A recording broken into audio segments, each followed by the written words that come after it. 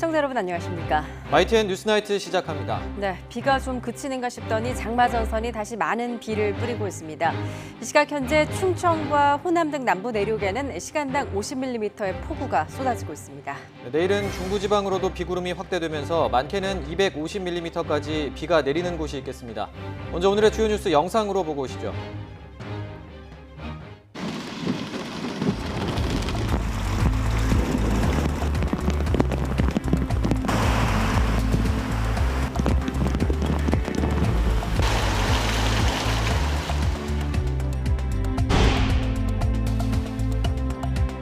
일곱 개 지역을 우선 선정해 선포함으로써 신속한 복구와 피해 수습을 지원하도록 하였습니다.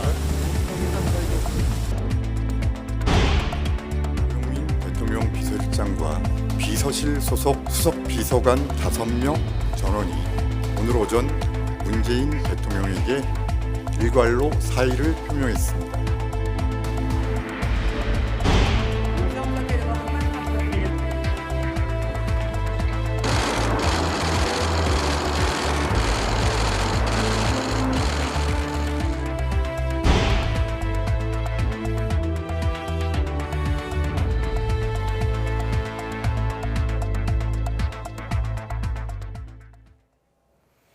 네, 중부지방에 이어서 이번에는 호남지방에 많은 비가 쏟아지고 있습니다. 광주 도심 속 하천 범람 우려 때문에 상인들이 대피하고 또 토사 유출과 침수 피해도 잇따랐습니다. 나연호 기자입니다. 흙탕물이 된 도심 속 하천이 세차게 흘러갑니다. 양동시장을 금방이라도 집어삼킬 듯합니다. 범람 우려 때문에 결국 시장 상인 2천여 명이 긴급히 몸을 피했습니다. 비가 오니까 이게 배수가 지금 잘 안 돼요. 근데 큰일 났네. 폭우가 쏟아지면서 호남 지역 강과 하천이 범람할 우려가 생겼습니다. 이 때문에 홍수특보가 잇따랐고 승촌보와 죽산보도 개방됐습니다. 지난번보다 더 많은 비가 내리는 것 같아요.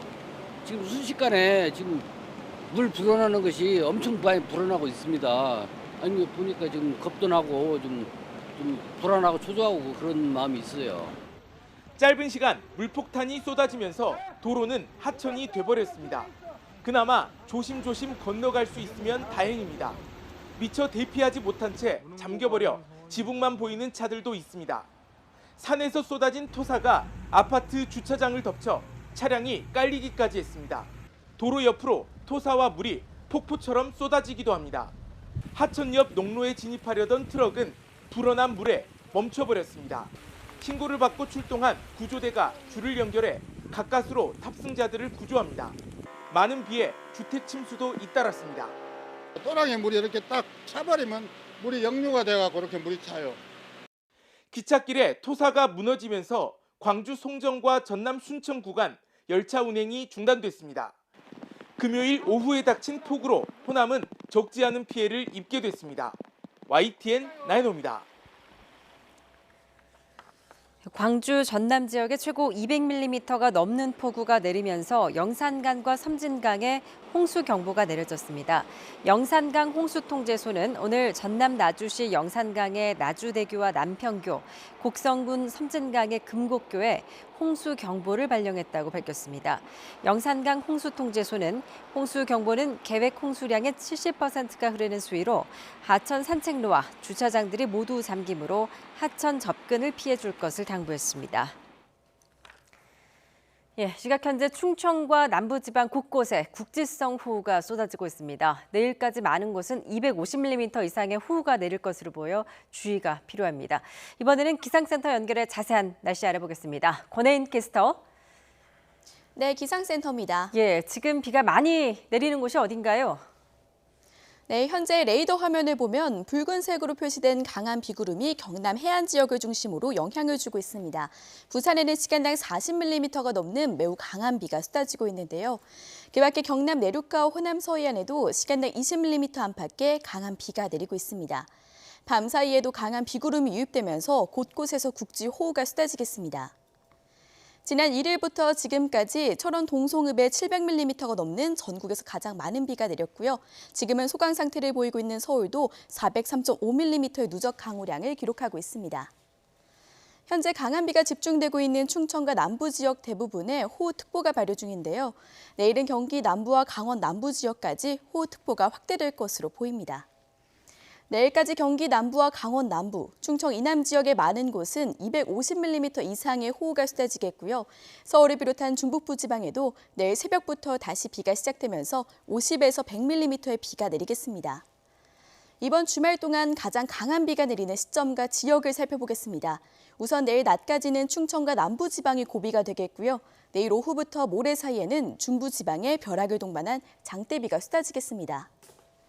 이번 장마 이제 좀 끝났으면 하는 마음이 간절한데요. 중북부 지방의 장맛비는 다음 주 후반까지 길게 이어지면서 역대 최장 장마로 기록될 전망입니다. 기상센터였습니다.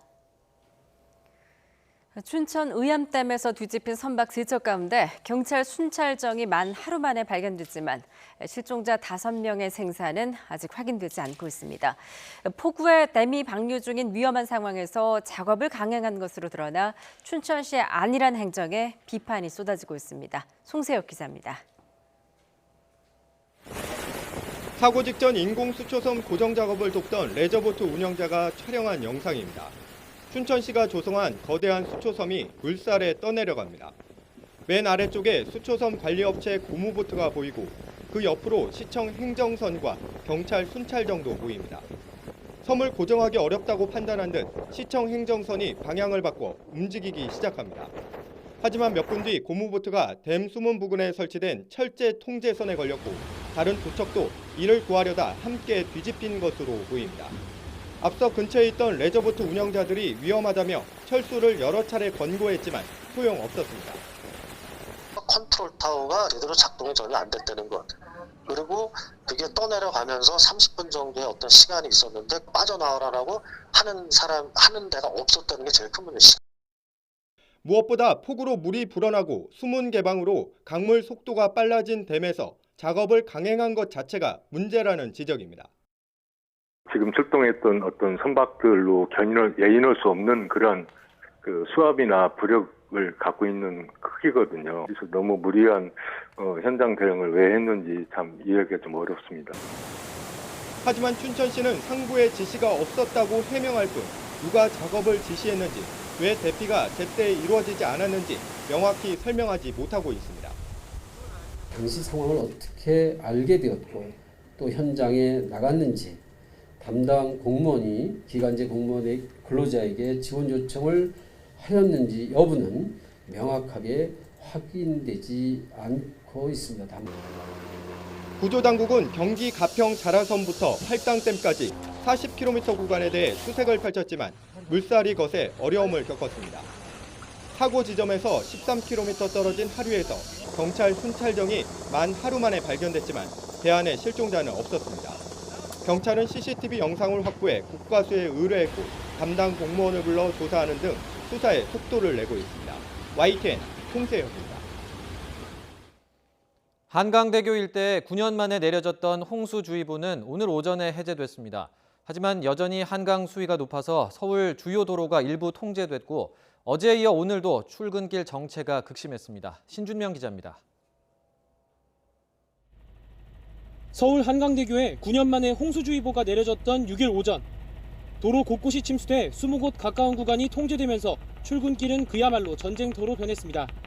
동호대교에서 바로 옆 한남대교까지 무려 30분이나 걸릴 정도로 도로에 갇혀 있어야 했습니다. 아이고, 야, 큰일 났네. 1시간 반 10시에 도착인데 이거. 비가 그치고 한강 수위가 다소 내려갔지만 이튿날 출근길도 쉽지 않았습니다. 특히 반포대교 북단에서 한강대교 북단까지 평균 속도는 시속 9.5km, 평소의 4분의 1도 되지 않았습니다. 평소보다 많이 걸렸죠. 평소보다 한 4-5배? 재난이 발생했을 때 이게 피난 가는 게 이런 거구나. 막 차들이 막 뒤엉키고 안절부절 못하더라고요. 전부 다. 동부간선도로 내부순환로는 새벽 6시, 강변북로는 오전 8시 30분쯤 전 구간 통제가 풀리면서 사정이 좀 나아졌습니다. 반면 오후 3시까지 통제가 이어진 올림픽대로에선 극심한 정체를 빚었습니다. 출근 시간 한남대교에서 반포대교 구간 평균 속도는 시속 8.9km에 그친 겁니다. 통제로 인한 것 같아요. 그 위로는 그 속도 변화가 그렇게 많지는 않거든요. 잠실대교, 그 성수대교 뭐 이런 쪽 있잖아요. 한강 하류 지역에 내려져 있던 홍수주의보는 해제됐고 한강 수위도 차츰 내려가고 있습니다. 그러나 한강 홍수 통제소는 조만간 또 폭우가 있을 가능성을 고려해 수위를 수시로 확인하면서 도로 통제 상황을 결정한다는 방침입니다. YTN 신준명입니다. 기록적인 폭우에 피해를 입은 강원도 철원의 한 마을 안에서는 군사용 지뢰가 발견됐습니다. 전방 지역에 있던 지뢰가 급류에 떠밀려 온 겁니다. 김우준 기자입니다. 범람한 물이 완전히 빠지는 데만 꼬박 이틀이나 걸린 철원군 이길리 마을. 마을 어귀가 오랜만에 차들로 빽빽이 들어찼습니다. 통행이 가능해지면서 각지에서 도움의 손길이 몰린 겁니다. 침수가 가장 심한 이길리에 수해 복구 지원 나갔어요. 안에 들어가 보시니까 상황은 어떠세요, 아버님? 뻘이 한 이만큼씩 다 차 있다고 보면 돼요. 하지만 자원봉사자들을 제외하고는 여전히 외부인들 출입은 엄격히 통제하고 있습니다. 공사하러 오신 거세요? 물이 빠지면서 바닥을 드러냈는데 마을 안에서 군사용 지뢰가 발견된 겁니다. 강원도 철원군 동송읍 이길리 마을입니다. 민통선 안에 있는 마을인 만큼 전방 지역에 있던 지뢰가 급류에 떠밀려 마을 안으로 들어온 겁니다. 침수 피해 지역에서 발견된 지뢰는 군 당국 확인 결과 북한군이 매설한 목함 지뢰는 아니었습니다. 반복되는 침수 피해에 지뢰까지 발견되자 주민들은 분통을 터뜨립니다. 하나도 없죠. 힘드시겠어요, 어머니? 벌써 세 번째예요, 여기가. 한 번만 그래도 이해가 가는데 세 번째가. 앞서 대피소를 방문해 주민들을 위로했던 최문순 강원도지사는 이길리 마을의 전면 이주도 검토하고 있다고 밝혔습니다. 재산상의 피해도 많고 심리적인 공포감 같은 것도 굉장히 많은 것 같습니다. 우리 군하고 협의해서 이분들을 어디 이주시킬 수 있는지 아주 근본적인 대책이 없는지 모색을 하도록 하겠습니다. 민통선 안에 있어 각종 제약을 받을 수밖에 없는 이길리 마을. 이곳은 앞서 1996년과 99년에도 침수돼 각각 100여 원이 넘는 재산 피해를 입는 등 수해가 반복되고 있습니다. YTN 김우준입니다. 이번 집중호우로 큰 피해를 입은 경기와 충청, 강원 일부 지역에 특별 재난 지역이 선포됐습니다. 해당 지역은 피해 복구에 국비가 지원되고 주민들은 세금 감면 등의 혜택을 받게 됩니다. 홍선기 기자입니다. 문재인 대통령은 경기와 강원 그리고 충청 일부 지역을 특별 재난 지역으로 선포했습니다. 정부 현장 조사 결과를 바탕으로 정세균 국무총리가 건의하자 곧바로 제가한 겁니다. 구체적인 지역은 경기 안성과 강원 철원을 비롯해 충북 충주와 제천, 음성, 그리고 충남 천안과 아산 등 7개 시군입니다. 해당 지역에서는 최근 이어진 집중호우로 주택이 파손돼 이재민이 발생하고 농경지가 물에 잠기면서 큰 피해가 발생했습니다. 특별 재난지역으로 선포된 곳에는 피해 복구비 일부를 국비로 지원해 지자체 부담을 덜 수 있습니다. 또 피해 주민의 주거 복구비나 농어업시설 피해 복구비도 지원받을 수 있습니다. 통신비나 전기료는 물론 세금 감면도 이뤄지게 됩니다. 특별 재난지역 선포는 통상 2주 이상 소요되지만 이번에는 대통령 지시 이후 빠르게 이루어졌습니다. 신속하게 피해 조사를 실시하여 특별 재난지역 선포 기준금액 초과가 확실시되는 7개 지역을 우선 선정해 선포함으로써 신속한 복구와 피해 수습을 지원하도록 하였습니다. 올해 들어 특별 재난지역이 선포된 것은 지난 3월 코로나19로 대구와 경북 일부 지역에 선포된 데 이어 두 번째입니다. 청와대는 이번에 포함되지 않은 지역에 대해서도 신속하게 피해 조사를 벌여 요건이 충족되면 추가 선포하겠다고 설명했습니다. YTN 홍성기입니다. 집중호우에 농작물 피해가 커지면서 채소값이 들썩이고 있습니다. 정부는 비축 물량을 풀고 피해 농경지 복구를 지원하는 등 장바구니 물가 안정 조치에 나섰습니다. 김태민 기자입니다. 출하를 앞둔 농작물이 빗물에 잠기고 바람에 쓰러졌습니다. 기록적인 폭우가 핥히고 간 자리, 전국의 논밭은 그야말로 엉망이 됐습니다. 피해가 가장 컸던 충북 지역에선 여의도 9배 면적의 농경지가 수해를 입었습니다. 이처럼 집중호우로 농작물 출하가 급감하면서 채소값이 들썩이고 있습니다. 실제로 최근 상추, 시금치 등 주요 채소류의 도매 가격은 2주 만에 2배 넘게 폭등한 것으로 나타났습니다. 장마가 계속되고 있으니까요. 네, 농산물 품질도 좀 많이 떨어지고요. 또 네. 작업을 못하는 게 문제예요. 비를 맞고 작업이 되지 않으니까요. 출하가 좀 지장이 있고 그러다 보니까 이제 가격이 좀 오르고 있습니다. 대형 마트들은 기존 물량이 남아 아직 큰 폭의 가격 변화는 없는 상황. 하지만 도매가 상승이 이어진다면 당장 다음 주부터 소매 가격 인상이 불가피할 것으로 보고 있습니다. 이처럼 하루가 다르게 들썩이는 장바구니 물가에 소비자들 걱정은 이만저만이 아닙니다. 마음대로 사고 싶은 거 그냥 막 못 집어넣겠어. 조금 많이 비싸네. 이게 실제 장을 봐보면 피부로 느끼지 많이. 그러니까 만졌다 놨다 만졌다 놨다. 이에 따라 정부도 농산물 가격을 안정시키기 위한 긴급 조치에 나서기로 했습니다. 우선 비축 물량을 출하하고 피해 농경지에 대한 복구를 서두른다는 방침입니다. 비축 물량 출하 등을 통해 수급 불안에 적극 대응하는 한편 신속한 피해 복구 지원, 생육 점검의 강화, 약재 할인 등을 통해 농산물 생산에 차질이 발생하지 않도록 지원하겠습니다. 하지만 농작물 출하량은 장마가 끝난 뒤에야 이전 수준을 회복할 수 있을 것으로 보입니다. 이에 따라 당분간 장바구니 물가는 날씨에 따라 계속 출렁일 수밖에 없을 전망입니다. YTN 김태민입니다.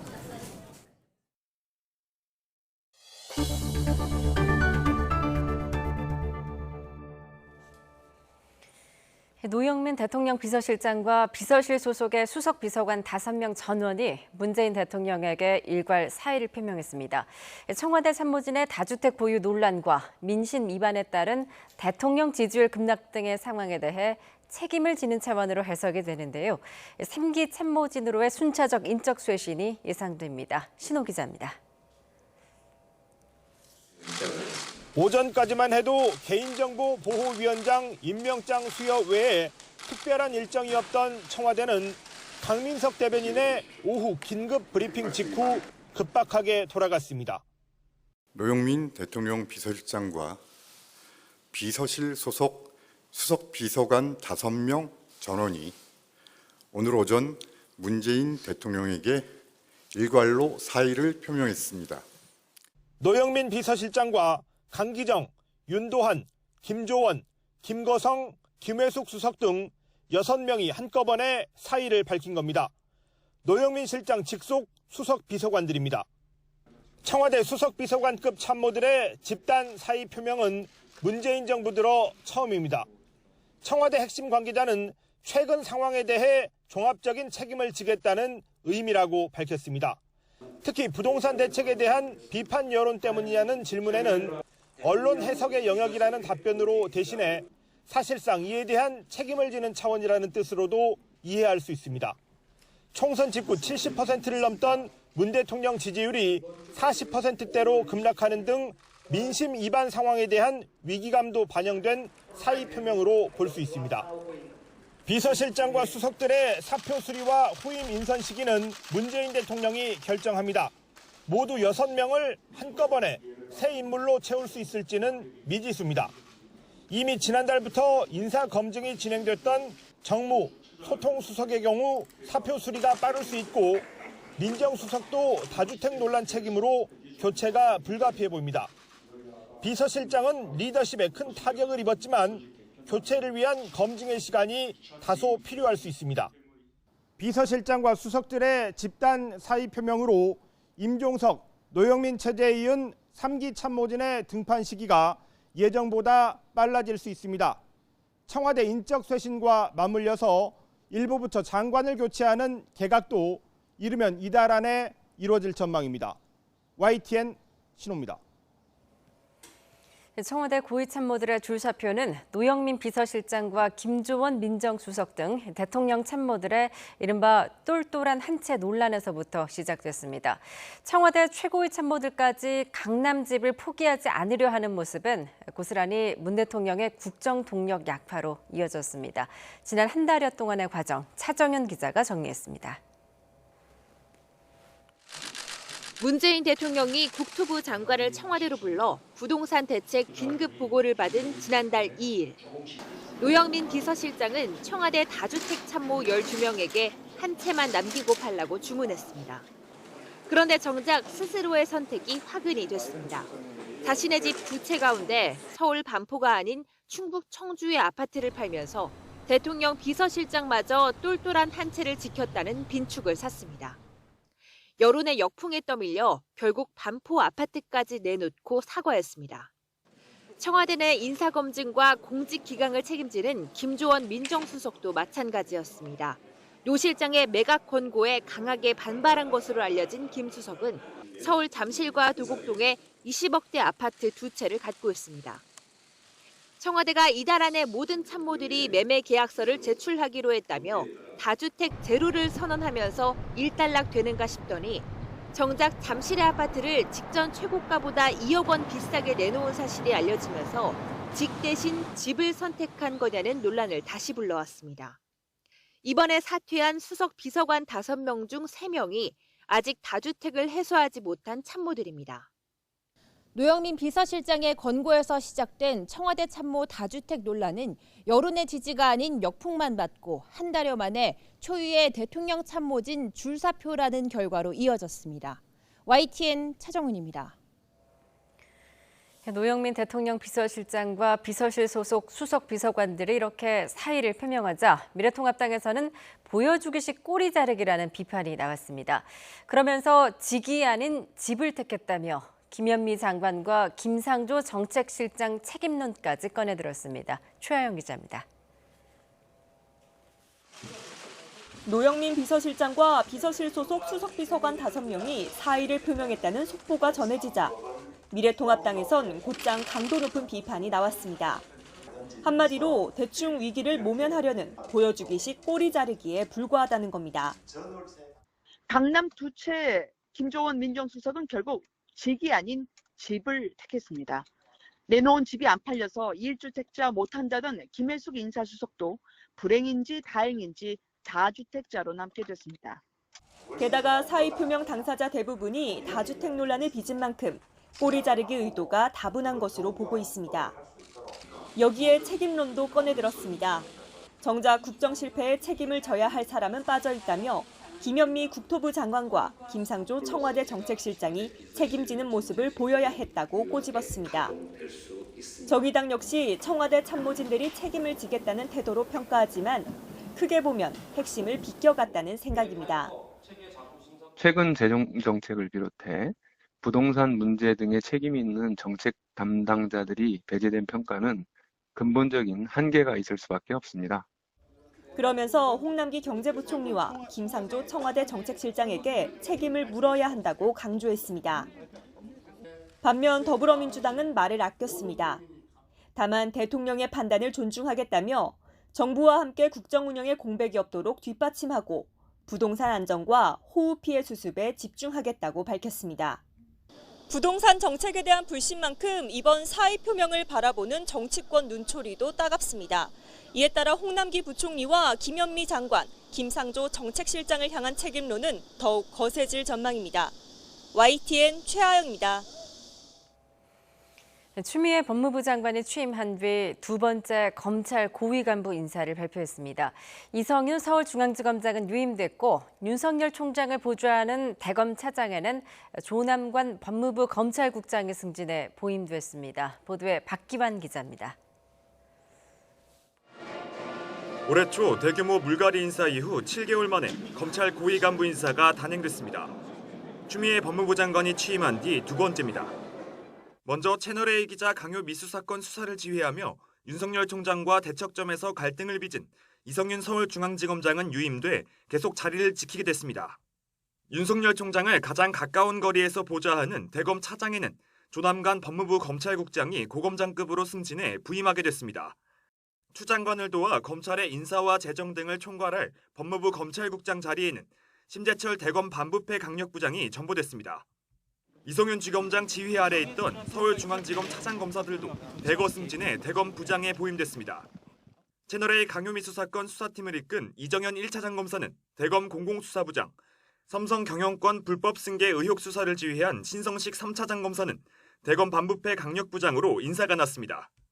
조국 전 법무부 장관 재직 당시 검찰개혁 추진단 부단장으로 발탁됐던 이종근 남부지검 1차장은 대검 형사부장으로 승진했고 대검 공판송무부장에는 고경순 서부지검 차장이 승진 임명돼 역대 4번째 여성 검사장이 됐고 대검 과학수사부장에는 의약품 분야 등의 전문성을 가진 이철희 광주지검 순천지청장이 임명됐습니다.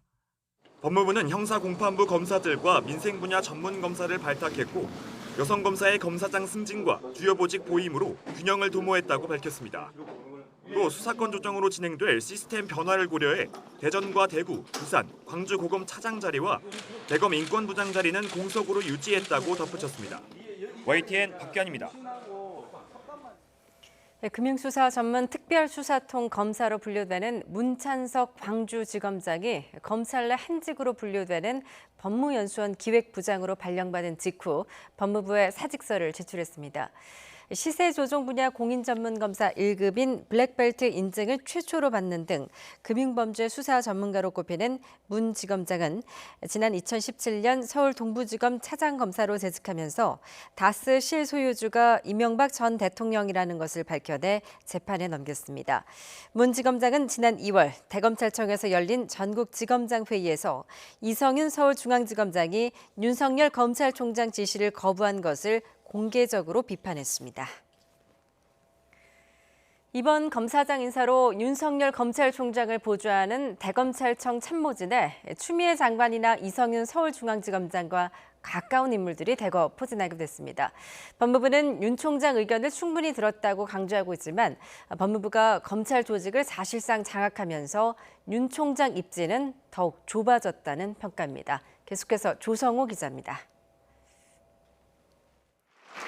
법무부는 이성윤 서울중앙지검장 유임이 주요 현안 사건 처리를 위한 거라고 설명했습니다. 전직 채널A 기자의 강요미수 의혹 후속 수사와 1년 8개월째 결론 나지 않고 있는 삼성 경영권 불법 승계 의혹, 박원순 전 서울시장의 성추행 피소 사건 수사 등의 연속성을 고려한 것으로 해석됩니다. 반면 윤석열 검찰총장의 대검 참모진은 불과 7개월 만에 대거 교체했습니다. 추미애 장관의 개혁안을 지원해온 조남관 법무부 검찰국장이 대검 차장으로 승진해 윤 총장 옆방에 자리하게 됐습니다.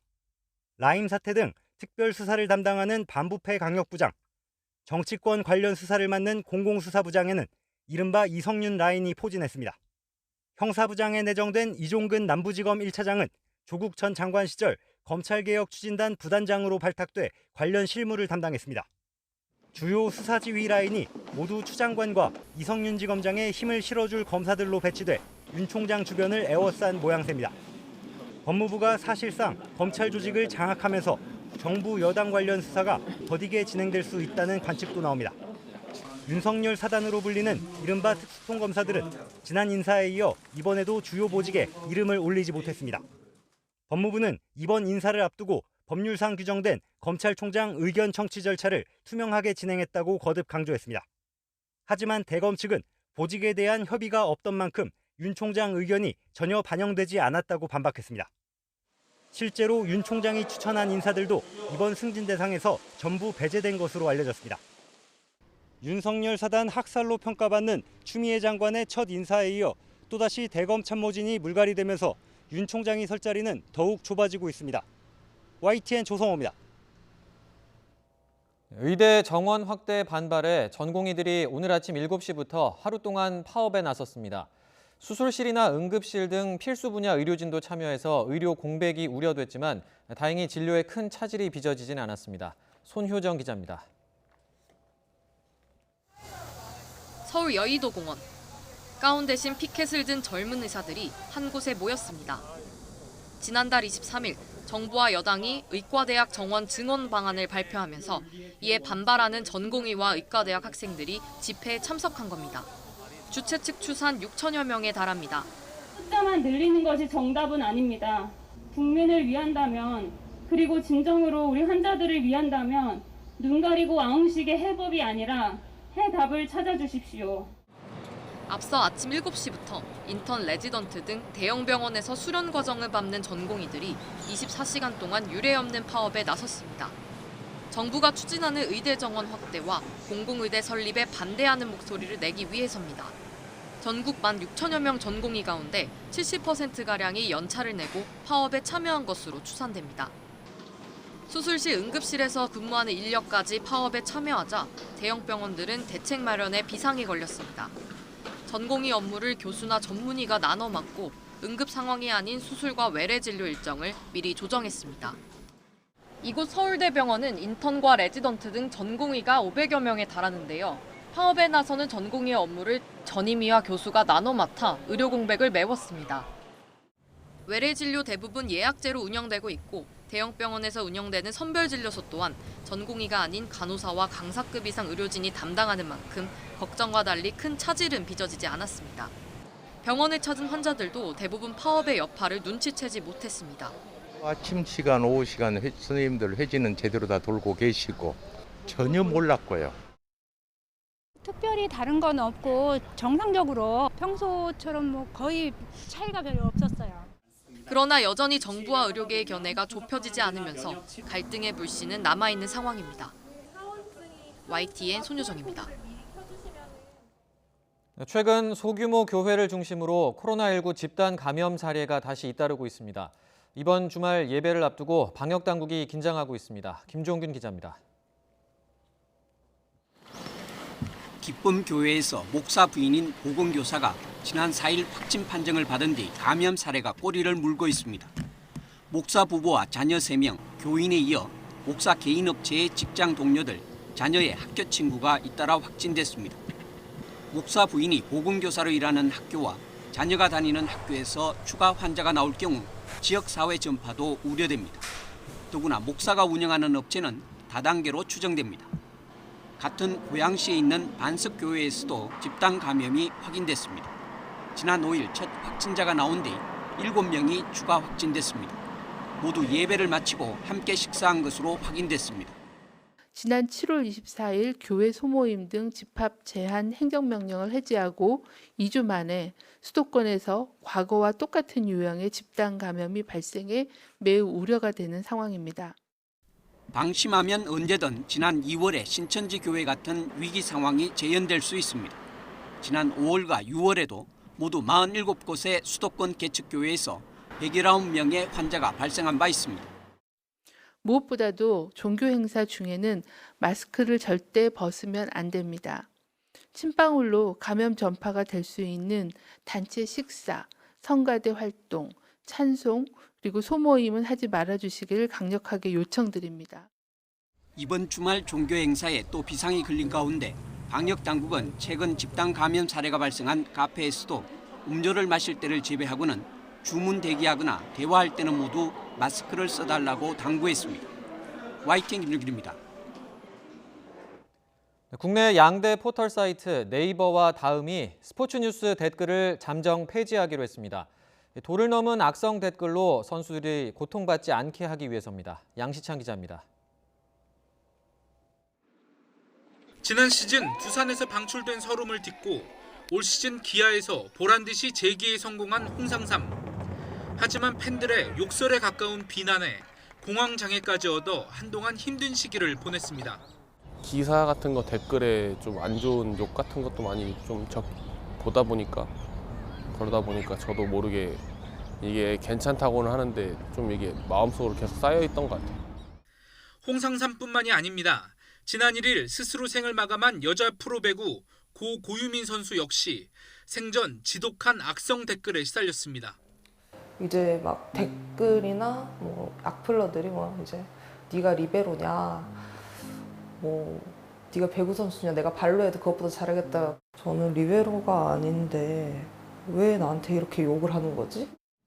경기력에 대한 비난은 물론 신체 비하나 신변 위협, 더 나아가 가족에게까지 비난을 쏟아내던 악성 댓글에 제동이 걸렸습니다. 국내 포털 사이트들이 스포츠 기사에 대한 댓글을 잠정 폐지하기로 했습니다. 앞서 유승민 IOC 선수위원이 금지법을 만들어달라고 국회에 요청한 데 이어 프로배구연맹이 3대 포털의 댓글 폐지를 요구한 데 따른 겁니다. 실제 국회에서 관련법이 발의된 지 하루 만에 나온 결정입니다. 네이버는 최근 악성 댓글 수위와 그로 인해 상처받는 선수들의 고통이 간과할 수준을 넘었다고 배경을 밝혔습니다. 이와 별개로 오랫동안 악플에 시달려온 오지환과 김현수, 박병호, 양의지 등 프로야구 선수들도 법적 대응에 나서기로 해 그 결과에 관심이 쏠리고 있습니다. YTN 양시창입니다.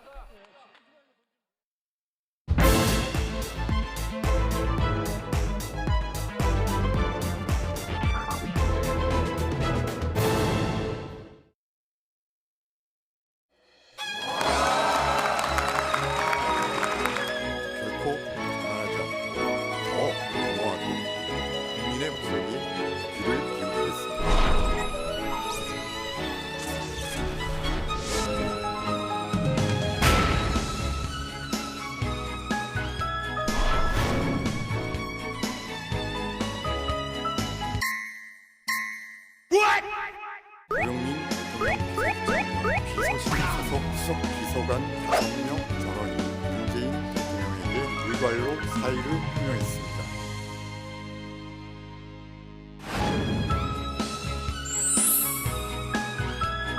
강남 부채 김종원 민정수석은 결국 직이 아닌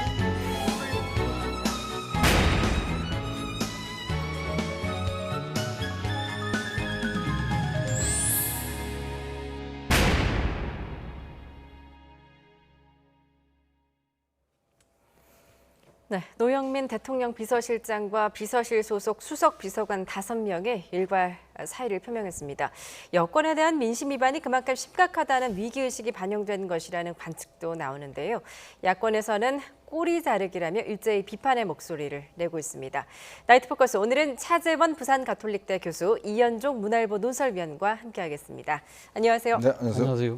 예, 노영민 대통령 비서실장 그리고 비서실 소속 수석 비서관 5명이 오늘 이제 문재인 대통령에게 전격적으로 사의를 표명했습니다. 굉장히 급작스럽게 전해진 소식이었어요. 그렇습니다. 그러니까 문재인 정부 출범 이후에 그러니까 청와대 참모가 이렇게 이렇게 집단적으로 사의를 낸 경우는 처음이고요. 사실상 그 이전 정권에도 흔치 않은 일인 것이죠. 그러니까 그렇다고 한다면 왜 갑자기 이런 결정을 하게 되었을까? 아무래도 지금 뭐 부동산 이 민심 악화에 따른 여러 가지 지금 그러니까 이 여당의 지지율이 지금 떨어지고 있고 이러한 부분들에 대해서 지금 아직도 민심이 더 악화의 로를 치닫고 있다. 그렇다고 한다면 특히 지금 이번에 부동산과 관련돼서 이 민심의 악화를 부채질한 측면에는 청와대 참모들, 특히 그 중에서도 다주택 참모들의 그런 여러 가지 그러니까 지금 언행의 불일치 이런 부분들에 대한 또 이 상당히 비난이 커지는 상황이었기 때문에 네. 아무래도 지금 그 논란이 한가운데 있었던 노영민 비서실장 같은 경우도 이 청주의 집과 또 강남의 집 두 채 중에서 이 뭐 처음에는 청주 집을 판다고 했다가 강남의 집으로 또 바꿨다가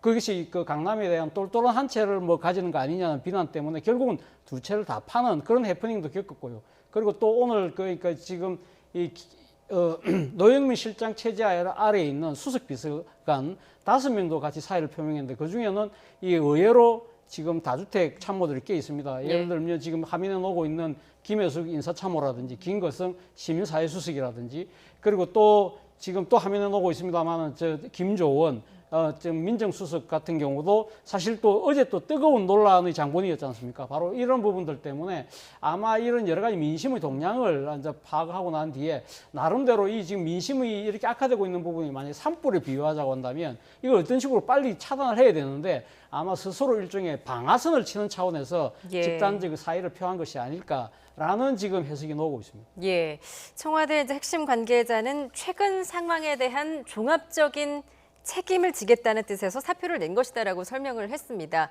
논설위원님 역시 이제 부동산 정책 실패에 따른 민심 악화 그것을 최근 상황이라고 표현한 걸까요? 어떻게 보십니까? 제 기억에는 예전에 이명박 대통령이 취임하자마자 광우병 사태가 그때 터졌지 않습니까? 네. 그러면서 바로 이제 그때 청와대 비서실장을 비롯해서 수석들이 다 사퇴하는 일이 있었어요. 그 이후에 아마 저는 처음 이제 이런 보는 것 같은데 일단은 지금 청와대는 3개의 실로 구성이 되어 있습니다. 국가안보실이 있고요. 여기는 서훈 실장이 최근에 이제 새로 임명이 됐지 않습니까? 또 정책실이 있습니다. 여기는 김상조 정책실장이 있고 그다음에 이제 비서실이 있는 거거든요. 근데 이번에 이제 보면 비서실장 산하에 이제 5명의 수석과 비서실장 합해 6명이 이제 일괄 사표를 낸 것인데 문제는 부동산 정책은 일단 정책실 담당이거든요. 그렇다고 한다면 정책실은 그냥 현재까지는 뭐 사표를 냈다는 이야기는 없으니까 그런 면에서 본다면 일단 부동산 정책 자체보다는 실제로 이 부동산 정책을 알리고 실행하고 하는 과정의 어떤 정무적 판단과 또 어떤 정무적인 문제 거기에 저는 문제를 일단 삼았지 않는가 싶어요. 일단 지금 뭐 김현미 교통부 장관이나 이런 부분에 대한 뭐 아직 이야기는 없기 때문에 현재 그동안 정부가 발표했던 그 부동산 정책은 뭐 꾸준히 시행해 나가지만 문제는 이런 그 시행하는 과정 속에서 사실은 청와대 참모진들의 다주택자들 이 문제가 사실은 민심에 굉장히 불을 질렀거든요. 왜냐하면 국민들 입장에서 보면 어떤 정책이 어떤 면에서 국민들이 신뢰할 만하냐는 문제는 과연 그럼 고위공직자들이 어떻게 하느냐 여기를 보고 많이 어떤 면에서 보면 방향을 결정하는데 문제는 사실 이번에 보면 비서실장과 민정수석 대표적으로 이 두 사람이 어떤 면에서 보면 이 다주택 처리하는 과정에서 굉장히 민심에 불을 지른 상황이 있습니다.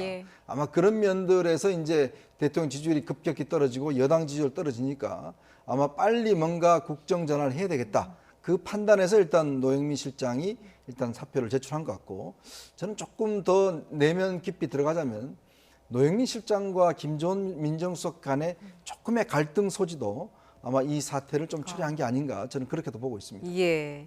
그러니까 사실 직접적인 도화선은 이제 청와대 그 참모진들의 다주택자 논란이 됐다라는 분석이시고, 사실 이제 노영민 비서실장이 반포집하겠다고 했다가 청주집하면서 똘똘한 한 채를 남겼다, 이런 논란을 빚었었는데, 이번에는 이제 김조원 민정수석이 잠실 아파트 강남에 이제 2채를 갖고 있지 않습니까? 그런데 시세보다 좀 높게 내려오면서 이 꼼수 매각이라는 논란을 불러일으켰습니다. 이게 또 이번에 직접적인 도화선이 된 게 아니냐는 분석인데요. 그렇죠. 어제 아침에 그러니까 일부 언론에서 김조원 실장이 그러니까 2채 중에 한 채를 매물로 내놨는데, 그 매물을 내놓은 것이 시가보다 지금 2억이나 더 비싸게 내놨다. 그렇다고 한다는 이야기는 결국은 본인이 팔고 싶지 않다는 뜻을 지금 공공연히 내비친 거 아니냐. 그러한 상당한 어떻게 보면 지금 꼼수, 이 지금 그러니까 이 매매의 행태를 보인 것이 아니냐는 뜨거운 질책들이 쏟아졌던 것이거든요. 바로 그런 비난이 있으니까 또 이 지금 김조원 실장 측에서는 그 매물을 또 걷어들였다고 그래요. 그리고 지금 더 큰 게 지금 문제가 불거졌던 부분은 이 과정을 해명하는 과정에서 청와대 고위 관계자라는 분이 지금 이 그 남자라서, 그러니까 이 지금 이 집의 매매에 대해서 잘 모른다는 식의 해명이 남자들은 오히려 보통 매매를 잘 모른다. 뭐 그렇게 이야기를 해서 어떻게 보면 그러니까 국민들의 분노에 기름을 끼얹는 그런 형국이 된 것이죠. 그런데 물론 뭐 지금 어제 그 발언 자체는 김조원 수석이 하지는 않았습니다만, 김조원 수석의 그런 이런 좀 꼼수 매매 같은 그러한 행태 때문에 상당히 국민들이 분노했고, 이것 때문에 사실 이번 8월 말까지 팔기로 했던 부분이 지켜지지 않았잖아요. 안 지켜지는 상황에서 지금 현재 그러니까 자신이 약속했다는 부분들도 결국은 지금 그러니까 거짓말을 한 것이 아니냐는 그러한 논란이 휩싸이면서 아마 지금 민정수석을 관할하고 있는 비서실장의 입장에서도 아마 거기에 대한 책임을 같이 지면서 같이 아마 이 간두는 쪽으로 서로 결론을 내린 것 같아요. 물론 이 부분과 관련해서 제가 생각했을 때는 뭐 문재인 대통령한테 미리 이야기를 하고 우리가 지금 물러나겠습니다 보다는 아마 노영민 실장이 아마 주도가 돼서 노영민 실장이 관할하고 있는 5개 이 주석들이 다 같이 우리가 지금 여기에 대해서 책임을 지고 물러나는 것이 대통령에 대한 부담을 상당히 덜어주는 측면도 있고, 또 일종의 이 분노한 민심을 좀 잠재울 수 있는 국면 전환을 할 수 있는 하나 최선의 방안이라고 생각을 한 것 같아요. 앞서도 제가 말씀드린 것처럼 이 지금 분노한 민심이 산불이라고 한다면 일종의 이제 방아선을 치는 차원에서 이제 한 것인데요. 문제는 지금 이 불이 사실은 이러한 그 이 부동산 정책의 잘못이라고 한다면 발화지점에 있는 정책실장을 비롯한 이 경제 참모들에 대한 책임을 가면 어떻게 할 것이냐, 이 부분도 또 다른 하나의 정치적 숙제로 남게 되는 것이죠. 예, 이번 일괄 사표는 이제 노영민 비서실장이 오늘 오전에 수석들에게 전격적으로 제안하면서 이뤄진 것이라고 전해지고 있는데, 조금 전에 이제 노영민 비서실장과 김조원 수석 간에 어떤 갈등이 있었던 게 아니냐라고 이제 분석을 해주셨습니다. 아무래도 김조원 민정수석의 꼼수 매각 논란과 관련해서 좀 갈등이 불거졌을까요? 어떻게 보십니까? 그러니까 제가 알기로 두 분은 개인적으로도 예전에 조금 악연이 있습니다. 그러니까 김조원 민정수석이 당무감사실장을 한 적이 있거든요. 그때 당시에 사실은 이제 그 노영민 비서실장이 3선을 하고 4선을 도전한 그런 상황이었어요. 근데 이제 시집을 본인이 이제 강매했다라는 그런 의혹이 일었습니다. 이제 그러다 보니까 당시에 이제 김조원 당무감사실장이 이 사항을 문제 삼으면서 결국은 이제 4선 도전을 못하는, 즉 공천이 안 되는 이제 그런 상황이 됐어요. 이제 그러다 보니까 그때의 어떤 좀 감정들이 남아 있었고, 또 이제 근데 문제는 이제 김조원 수석 같은 경우는 사실은 문재인 대통령과는 굉장히 가까운 걸로 알려져 있어요. 뭐 술친구다, 뭐 또 부부 모임도 한다, 뭐 이런 등등의 이제 이야기는 있는데 굉장히 가깝다 보니까, 그러니까 지난해 12월 달에 노영민 비서실장이 자 청와대 비서들 다수택 해결해라라고 이야기를 했거든요. 그때 저 김조원 실장이 아무런 이야기가 없었습니다. 이제 그러다가 이제 최근에 또 이 문제가 불거졌을 때도 김조원 실장은 아무런 이야기가 없었어요. 그러니까 이제 본인은 사실은 이제 집을 이제 팔려고 했었는데, 김조원 실장은 사실은 다주택자가 우리가 개념이 여러 가지인데요. 지금 나머지 수석들은 보면 대부분 지방과 서울에 있는 겁니다. 그러니까 엄격히 이야기해서 지방 근무나 서울 뭐 있다든지 이런 식으로 이제 가지고 있는 건데, 지금 정말 문제가 되는 사람은 바로 김조원 실장, 그러니까 민정수석이에요. 왜냐하면 이분은 부인의 명의로 이제 그 강남에 지톡에 한 채가 있고 또 자기 명의로 있는 거거든요. 그러니까 어떤 면에서 보면 온전한 의미에서 이제 다주택자죠. 이제 그런 면에서 보면 이걸 이제 해결하라고 그랬는데, 문제는 김조원 수석이 해결하지 않으니까, 그래서 이제 최근에 이제 뭐 경질론이다 뭐 등등이 나오니까 그럼 내가 잠시 팔겠다. 이제 이렇게 이야기 나왔지 않습니까? 근데 또 이게 이제 꼼수 아까 좀 전에 말씀하신 네. 이게 시가보다 또 높게 내놓으니까 이게 이제 엎친 데 덮친 격으로 이제 이 문제가 되고 해결이 안 되고 당에서도 이거 너무하는 거 아니냐 지금 청와대가 무슨 뭐 계속 부동산 문제에 불을 지르냐 이런 이야기가 있으니까 결국 아마 저는 노영민 실장이 그럼 같이 나가자 이런 식으로 해서 결국은 아마 동반 사퇴를 결정한 것이 아닌가라는 추정을 해봅니다. 예, 조금 전에 또 교수님이 지적하셨듯이 해명하는 과정에서 남자들은 보통 매매에 대해서 잘 모른다 그러면서 이제 아내 탓을 했는데 네. 그러다 보니까 이제 통합당 의원 같은 경우에 분리하면 모두 다 아내 탓이냐 하면서 더 역풍을 맞은 것도 같습니다. 맞습니다. 뭐 오늘 하태경 의원이 그 부분을 따끔하게 지적을 했는데요. 과거 이거 조국 장관이 사실 그때 그 장관 청문회 과정에서 불거졌던 예. 사모펀드 문제 그 부분도 본인은 하니까 아내가 다 지금 재산 관리를 하고 있기 때문에 몰랐다고 지금 발뺌을 했거든요. 그리고 또 지금 김의겸 그 청와대 대변인도 이 자신의 그러니까 집의 그 투기 논란과 관련해서 결국은 좀 사표를 쓰고 나갈 때 본인이 그 아내가 결정해서 진짜 눈물을 머금고 자기는 그냥 모른 채 했다는 식으로 이야기를 했지 않습니까? 이러한 부분들을 상당히 좀 어떻게 보면 대자비처럼 떠올릴 수밖에 없는 상황이라는 것이죠. 앞서도 제가 말씀드렸습니다만 어제 진짜 김조원 실장의 그런 꼼수 매각에 대한 것보다 오히려 더 큰 지금 하를 자초한 부분이 바로 이 해명한다고 한 부분 아닙니까? 네. 그러니까 남자들이 보통 매매를 잘 모른다. 이 청와대 고위 관계자가 제가 누군지는 정확하게는 모르겠습니다만 이 관계자 인식 속에 뭐가 있냐면 여성, 가정, 가사 분담에 대한 시대착오적인 인식이 놓여 있다는 겁니다. 예. 이런 분들이 소위 말해서 지금 그 고위공직을 맡고 있고 더 무엇보다도 이 지금 그러니까 이 양성평등과 그리고 또 가사 분담 이런 부분들 뭐 여권 신장 이런 걸 주요한 그러니까 이 국정 지표로 갖고 있는 문재인 정부의 핵심 참모다. 예. 이런 점에서 상당히 어떻게 보면 지금 비판하는 뿐만 아니라 지지하는 층에서도 상당한 실망감을 감출 수 없는 그런 단계인 것 같아요. 이런 부분들에 대해서는 청와대가 조금 이 부분에 대해서는 좀 따끔하게 지적할 필요가 있지 않나 생각도 듭니다. 예, 이 해명을 두고 뭐 또 일각에서는 그렇다면 부동산 투기꾼은 모두 다 여자라는 예, 것이냐 뭐 그렇게 이런 또 논리가 비판도 승인될 수 있는 것이죠. 있었습니다. 예. 예. 자, 여권에 대한 좀 급격한 민심 이반 사실 뭐 지지율에서도 최근 드러났는데요. 최근 여론조사 결과를 한번 살펴보도록 하죠.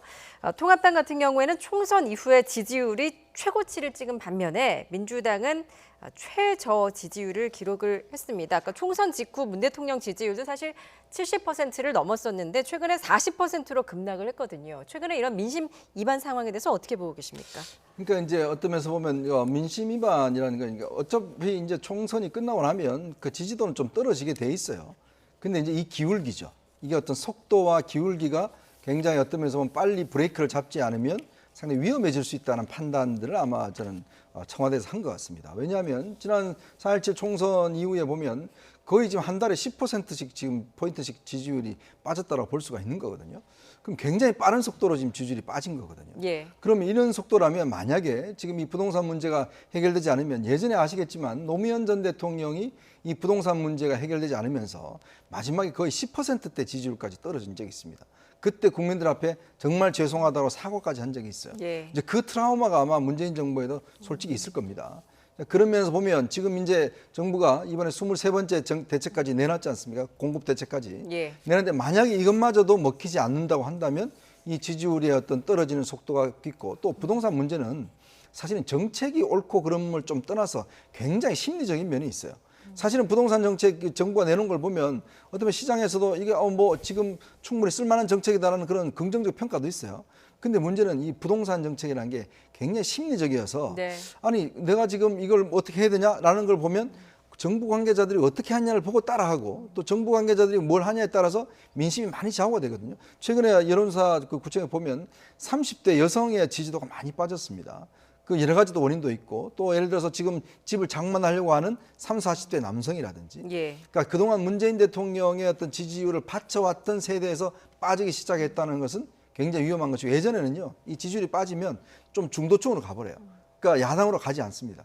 근데 문제는 최근에 여론조사 특징은 뭐냐면 여기 빠진 지지율이 야당 쪽으로 간다는 거예요. 그만큼 뭐냐면 내년 4월 7일 재보궐선거가 위험하다라는 신호가 온다는 거거든요. 예. 사실 선거 얼마 안 남았습니다. 지금 이제 8월 29일 날 여당 대표가 뽑히고 이렇게 정기구에 들어가면 바로 이제 내년 선거거든요. 그런 면에서 본다면 아마 문 정권 입장에서 본다면 내년 4.7 선거, 재보궐선거를 만약에 야당한테 내줄 경우에 급격하게 레임덕도 올 수가 있고 2022년 대선도 위험할 수 있다. 아마 그 판단에서 빨리 이 브레이크를 걸자. 그런 면에서 오늘의 이제 이 사퇴 결정이 나오지 않나 싶습니다. 예, 20, 30대 여성 지지율이 좀 많이 떨어진 것은 이제 고 박원순 서울시장의 성추행 의혹도 좀 관련이 있을 것 같다는 생각이 들고 또 최근 여권에 대한 좀 견제 심리도 좀 작용했을 것 같다는 생각이 듭니다. 그렇죠. 뭐 사실 뭐 이번에 그러니까 지금 그러니까 지지율이 여당의 지지율 자체가 상당히 좀 빠지고 있는 부분들은 저는 뭐 상당히 그러니까 가장 결정적인 거는 가장 최근에 지금도 그러니까 민심이 상당히 동요하고 있는 부동산 때문이라는 탓이 큽니다만 그럼에도 불구하고 총선 이후에 누적되어 온 또 여러 가지 또 이 원인들이 있는 것이죠. 말씀하신 것처럼 이 지금 뭐 박원순 시장 또 오거돈 시장 같은 분들의 그 성추행 의혹 이런 부분들에 대해서 상당히 지금 진보 정권의 도덕성 문제에 대한 상당한 또 논란이 있을 수밖에 없는 것이고요. 또 하나는 이 또 윤미향 의원과 관련된 여러 가지 또 이 파동들이 있었지 않습니까? 그리고 또 이제 북한의 남북 공동연락사무소 폭파 같은 문재인 정부가 가장 역점을 둬왔던 남북 관계에서도 삐걱거리고 있다. 그런 부분들. 그리고 또 여기다가 또 결정적인 탄은 제가 생각했을 때는 이 지금 국회의 단독 의원 구성 그리고 지금 최근의 부동산 입법에 있어서의 여당의 독주세 이러한 부분들이 아무리 방향은 옳다고 하지만 그러한 부분들에 있어서 이 수단과 절차는 과연 맞는 것일까? 이런 부분들에 대한 상당히 의구심이 커지고 있는 상황이라는 겁니다. 그리고 무엇보다도 중요한 부분은 이 지금 부동산 문제와 관련해서 이 지금 정부가 하고 있는 여러 가지 정책들에 대해서 이 정책의 가장 이거 뭡니까? 앞장서서 해야 될 고위공직자들이 이 사실 어떻게 보면 정부하고는 엇박자를 내고 있다. 예를 들면 이 먼저 이 솔선수범에서 자진해서 시한을 정해서 팔겠다고 했던 청와대 참모들이 꼼짝도 안 하고 있더라. 그리고 또 한 참모 같은 경우는 판다고 해놓고 또 이렇게 이 시가보다 훨씬 더 높은 매물을 내놨다더라. 거기에 대한 또 해명은 상당히 반여성적인 해명을 내놓고 있더라. 이런 것들이 다 복합적으로 작용을 하면서 상당히 어떻게 보면 여당에게 진짜 아주 비상 경고등이 들어온 거죠. 이 경고등을 아마 노영민 실장을 비롯해서 아마 희야 수석들은 아마 분명히 읽고 그렇다고 한다면 우리라도 빨리 이걸 지금 지금 꺼야 되겠다고 생각을 해서 오늘 나름대로의 결단을 한 것이 아닐까 생각이 듭니다. 예, 지금 여권은 굉장히 이제 고심이 깊을 것 같다는 생각이 드는데 민주당은 이번 청와대 비서실 참모들의 일괄 사의 표명을 두고 전환점이 마련됐다라는 것에 의미를 두는 의견도 있습니다. 민주당 윤건영 의원의 발언 직접 듣고 오시죠. 사의 표명은 일종의 책임 정치의 의지를 좀 보여준 거다라는 생각이 들고요. 대통령의 부담을 덜어주기 위해서 즉 국정 운영의 새로운 전기, 동력을 좀 마련하기 위한 것으로 평가를 하고요. 얼마만큼의 사표를 수리할 거냐, 즉 전체 사표를 다 수리할 거냐, 또는 부분적으로 수리할 거냐, 또는 뭐 전체를 반려할 것이냐 이런 부분들, 그리고 시기를 언제 할 것이냐 이런 부분들은 전적으로 대통령의 판단과 결심에 달려 있고요. 예, 민주당 같은 경우에는 이제 청와대 참모진들의 일괄 사이에 좀 술렁이는 분위기 속에서도 인적 쇄신의 의미다라는 평가인 것 같습니다. 과연 이번 일괄 사의 표명으로 국면 전환을 할 수 있을까요? 어떻게 보십니까? 일단 뭐 긍정적으로 이제 민주당에서는 일단 해석을 하고 싶을 텐데 문제는 이게 한번 어떤 면에서 보면 권력이 사실 우리나라 같은 경우는 거의 청와대 정부라고 할 정도로 청와대에 모든 게 집중이 돼 있거든요. 그러니까 모든 사안들을 청와대가 결정하고 대통령이 결정하는 이 시스템, 특히 이제 대통령의 어떤 높은 지지율을 근거로 해서 사실이 결정되어가는 바로 그런 면들이 지금 전국 운영의 시스템이지 않습니까? 예. 근데 문제는 이게 이제 힘을 잃기 시작하는 게 결국 대통령 지지율이 떨어지기 시작하면 말이 잘 먹히지 않는다는 것이고요. 또 하나는 참모들이 어떤 면에서 보면 굉장히 안이하게 대응한 소통을 하지 않는다는 거고요. 왜냐하면 지금 청와대 제가 듣기로도 청와대 내부에 노영민 비서실장을 비롯한 이 팀들이 과연 제대로 소통을 하고 있는가에 대한 의문들이 솔직히 있습니다. 제가 아까도 그런 관계를 이야기를 했지만 만약 이런 문제 같은 경우에 문제는 이렇게 오랫동안 문제를 풀 문제는 아니었거든요. 그러면 예를 들어서 본인들이 어떤 빨리빨리 해결하고 해야 될 텐데 지금 뭐 비서실장 이야기가 전혀 먹히고 있지 않아요. 지금 벌써 8명이나 되는 참모들이 지난달 말까지 처분 시한을 뒀는데도 불구하고 해결이 안 됐단 말이죠. 그래서 지금 8월 말까지 또 연장을 했지 않습니까? 그 이야기는 뭐냐면 청와대에서 비서실장 이야기가 먹히지 않는다는 것이고 또 하나는 이 상황에서 문재인 대통령과 참모들 간에 과연 제대로 된 소통이 있는가에 대한 문제예요. 최근에 기억하시겠지만 정부가 뭔가 정책을 발표하고 뭔가 이야기할 때 대통령이 뒤집은 경우가 꽤 있습니다. 네. 그러니까 그거는 뭐냐 하면 대통령이 사전에 보고를 못 받았다든지 대통령의 의사가 미리 전달되지 않았다든지 이런 문제거든요. 그러니까 그게 결국은 지금의 참모진들의 인적 쇄신을 한다라고 해서 대통령의 국정 운영 스타일을 바뀌지 않는다면, 예를 들어서 지금 대통령 같은 경우는 사람은 그렇게 잘 바꾸지 않고 또 적극적으로 소통에 나서지도 않는 것들, 이런 것들 바꾸지 않는다면 과연 어떤 참모들이 새로 들어오더라도 이 변화가 있겠는가라는 문제가 있는 거고, 또 한편으로는 이제 집권 후반기로 들어갑니다. 후반기로 들어갈수록 방어적이 될 수밖에 없어요. 이제 그럴 경우에 대통령의 권한이 떨어지는 게 뭐냐면 이제 인사가 이제 거의 다 끝나가는 시점입니다. 대통령 인사권이 있을 때는 뭐 다들 이제 일사불란하게 움직이지만 대통령의 이제 인사권이 거의 이제는 끝나가는 단계거든요. 예. 이제 그런 단계에서 대통령 영향이 과연 얼마나 미칠 수 있겠는가? 그런 면을 본다면 인적 쇄신의 어떤 전환 이보다는 어떤 면에서 보면 자칫하면 레임덕으로 갈 수 있는, 어떤 면에서 보면 빨리 재촉할 수 있는 그런 상황도 저는 올 수 있다. 그런 부정적인 면도 지적하고 싶습니다. 예, 교수님께서 어떻게 보십니까? 일단 뭐 지금 이번에 민주당에서는 뭐 청와대 참모들의 이 선택을 상당히 좀 나름대로 결단이라고 평가를 하는 것 같아요.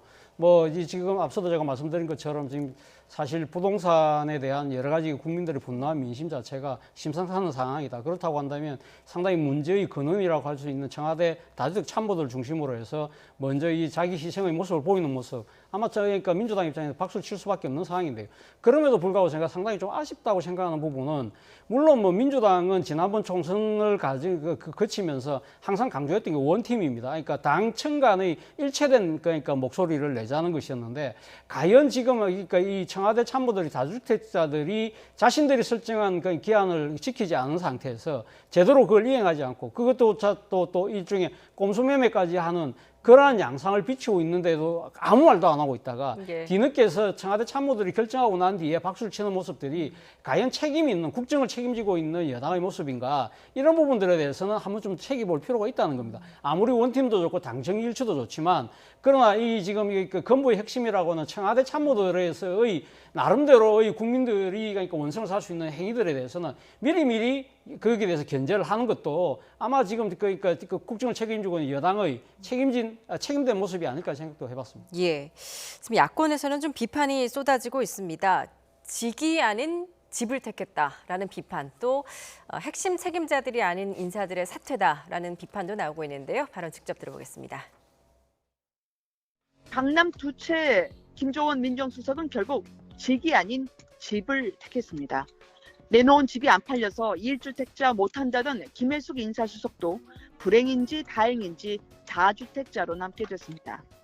최근 재정정책을 비롯해 부동산 문제 등의 책임이 있는 정책 담당자들이 배제된 평가는 근본적인 한계가 있을 수밖에 없습니다.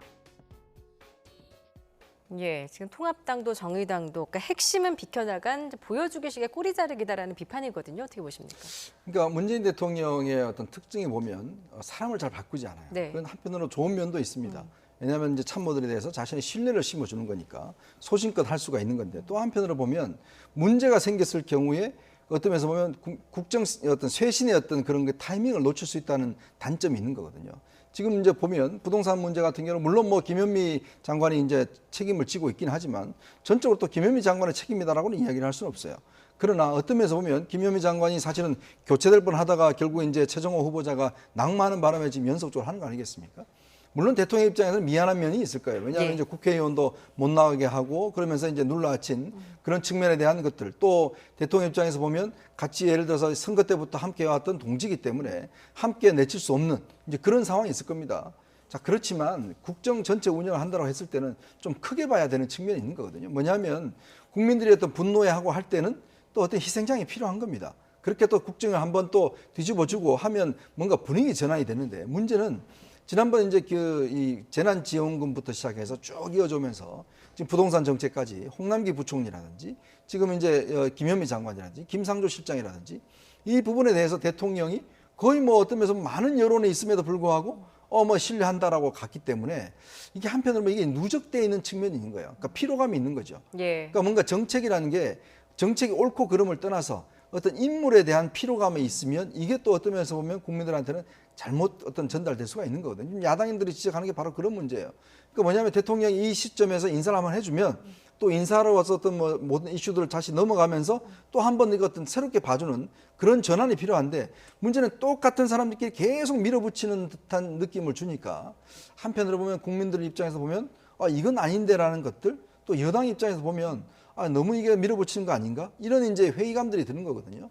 그러면 본다면 지금 이제 윤건영 의원이 지적을 했듯이 이게 국정 인적 쇄신의 좀 전환점이 되어야 하는 하나의 의미도 한편으로 보면 이것이 이제 좀 불리할 수도 있겠지만 문재인 대통령이 이 카드를 좀 더 쇄신의 카드로 한다면 또 한편으로 유리한 카드가 될 수 있지 않을까 저는 그런 전망을 해봅니다. 예, 교수님께서 어떻게 보십니까? 좀 정책 라인도 좀 바꿀 필요성이 있다 보십니까? 예, 앞서도 제가 말씀드렸습니다만 일단 이제 그러니까 분노한 민심의 발화점이 일종의 정책 실패에서 기인한다고 했다면 정책을 우리가 만들었던 이 그러니까 청와대 정책실장 그리고 지금 부동산 관련된 주무장관인 국토부 장관 그리고 또 경제정책을 총괄하고 있는 기재부 장관 이 세 명에 대한 아마 상당한 책임을 아마 따져 물어야 되는 것이 아마 정당한 것이 아닐까 하는 생각이 드는데요. 그럼에도 불구하고 지금 문재인 대통령 입장에서는 상당히 어떻게 보면 지금 부동산과 관련된 투기 세력과의 전쟁 중이라는 것이죠. 그러니까 이 전쟁 중에 과연 장수를 교체하는 것이 맞나 이런 생각이 상당히 지금 들 수밖에 없다는 거죠. 자칫 잘못하면 이것이 시장이나 투기 세력에게 잘못된 사인을 줄 수 있다. 그런 측면에서 상당히 고심이 클 거예요. 그렇다고 한다면 세 명 모두를 바꾸는 것이 아니라 그 중에서 그러니까 대표적인 한 사람을 골라서 그러니까 교체를 하는 것도 하나의 방법이지 않을까 하는 생각이 듭니다.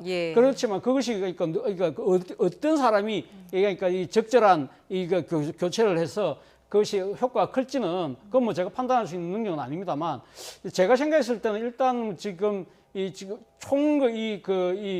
정책을 총괄하고 있는 어떻게 보면 지금 홍남기 경제부총리 또는 지금 청와대의 참모인 이 정책실장 이 두 사람 중에 한 명 정도는 아마 대통령 입장에서는 어떤 식으로든 아마 교체를 고려할 수도 있지 않을까 하는 생각이 드는데요. 일단은 지금 이분들이 근데 문제는 사표를 썼다는 게 아니지 않습니까? 지금 당장 노영민 실장과 그 밑에 있는 수석들이 있었기 때문에 아마 일단 이 부분을 먼저 아마 고민을 하고 그 뒤에 아마 이 정책 당국자에 대한 생각을 아마 이어가지 않을까 하는 생각이 드는데 일단 지금 노영민 실장과 관계된 수석들 같은 경우는 아마 지금 제가 생각했을 때는 이 전원 반려는 하지는 않을 것 같아요. 이 전원 반려를 한다고 한다면 많은 사람이 생각해서 노영민 실장을 비롯해 다 쇼한 것처럼 비칠 수 있잖아요. 그렇다고 해서 그렇다고 한다면 다 가면 이 지금 받아들일 것이냐? 또 그것도 아닐 것 같아요. 이거는 문재인 대통령 인사 스타일로 봐서는 그렇지 않다고 한다면 제가 생각했을 때는 아마 이 지금 몇몇 사람 다주택자 지금 주택을 처분하지 못하고 있는 한두 명을 먼저 하고 나서 순차적으로 아마 좀 바꾸지 않을까. 그리고 그 이어서는 아마 정책 당국자에 대한 아마 책임을 묻는 방안도 고려하지 않을까 하는 생각이 듭니다. 노영민 비서실장 같은 경우에는 이제 당장 후임이 마땅치 않다는 점도 좀 고려를 할 것 같은데 어떻게 좀 전망하십니까? 그러니까 결국 이제 지금 임종석 그다음에 노영민 이어졌고 사실은 노영민 실장이 어떤 올해까지는 책임을 져줘야 되는 이제 그런 상황이에요. 왜냐하면 우리가 야구대에도 보면 구원 투수가 마지막 이제 구원 투수가 마무리 투수가 나오려면 한 1회, 2회 정도는 해야 되는데 문제는 지금 한 6회 정도에서 벌써 교체가 돼버린 거예요. 그러면 마지막 남은 한 3, 4회 정도는 어쩌면 굉장히 부담스럽게 운영될 수밖에 없을 겁니다. 아마 문재인의 입장에 보면 마지막 비서실장은 어떤 면에서 보면 이제 본인의 측근이나 또 어떤 면에서 자기를 잘 아는 이런 측면에서 이제 관리 측면들 이런 면들을 아마 고려하고 있을 텐데 문제는 이게 이제 꾸준히 생각을 해왔다면 모르겠는데 지금 이제 갑작스럽게 됐다면 좀 고민이 깊어지겠죠. 근데 예전 같은 경우는 사실 이제 부동산 문제가 이렇게 부각되기 전에는 사실 김현미 장관의 어떤 비서실장 기용설도 많이 나왔었거든요. 근데 문제는 이것도 지금 길이 좀 막혀버렸죠. 왜냐하면 일단 김현미 장관의 어떤 면에서 보면 비서한다는 것 자체는 이거는 조금의 또 민심 위반한 그런 측면이 있는 것이고 그러면 예전에 이제 원년 멤버들, 즉 원년 친문 멤버들, 좀 양정철 전 민주연구원장이라든지 이호철 전 민정수석이라든지 본인과 함께 친했던 인물들을 어떤 면에서 보면 마지막 이제 관리팀으로 들어올 수 있는 가능성. 저는 이게 어떤 면에서 보면 대통령의 이제 임기가 한 1년 조금 넘게 남았지 않습니까? 그러면 지금도 이렇게 만약에 흔들리는 상황이라면 이걸 다잡기 위해서는 대통령의 뜻을 정말 잘하는 사람 와서 뭔가 어떤 직접적으로 당과 또 정부와 연결고리를 만들어야 되는데 그러기 위해서는 일단 정말 어떤 면에서 보면 같이 정권을 만들었던 원년 멤버들 아마 그 속에서도 저는 가능성이 충분히 있지 않는가 싶습니다. 자, 이번 청와대 참모들의 사의 표명으로 이제 청와대 인사쇄신뿐만 아니라 개각도 빨라질 수 있다. 이런 전망도 나오고 있는데요. 앞으로의 움직임 지켜보도록 하겠습니다. 다음 이슈로 넘어가 보겠습니다. 추미애 법무부 장관이 취임 뒤에 두 번째로 검찰 고위 인사를 단행했습니다. 이번 인사로 윤석열 검찰총장의 입지는 더욱 좁아질 것이란 관측이 나오는데요. 영상 함께 보시죠.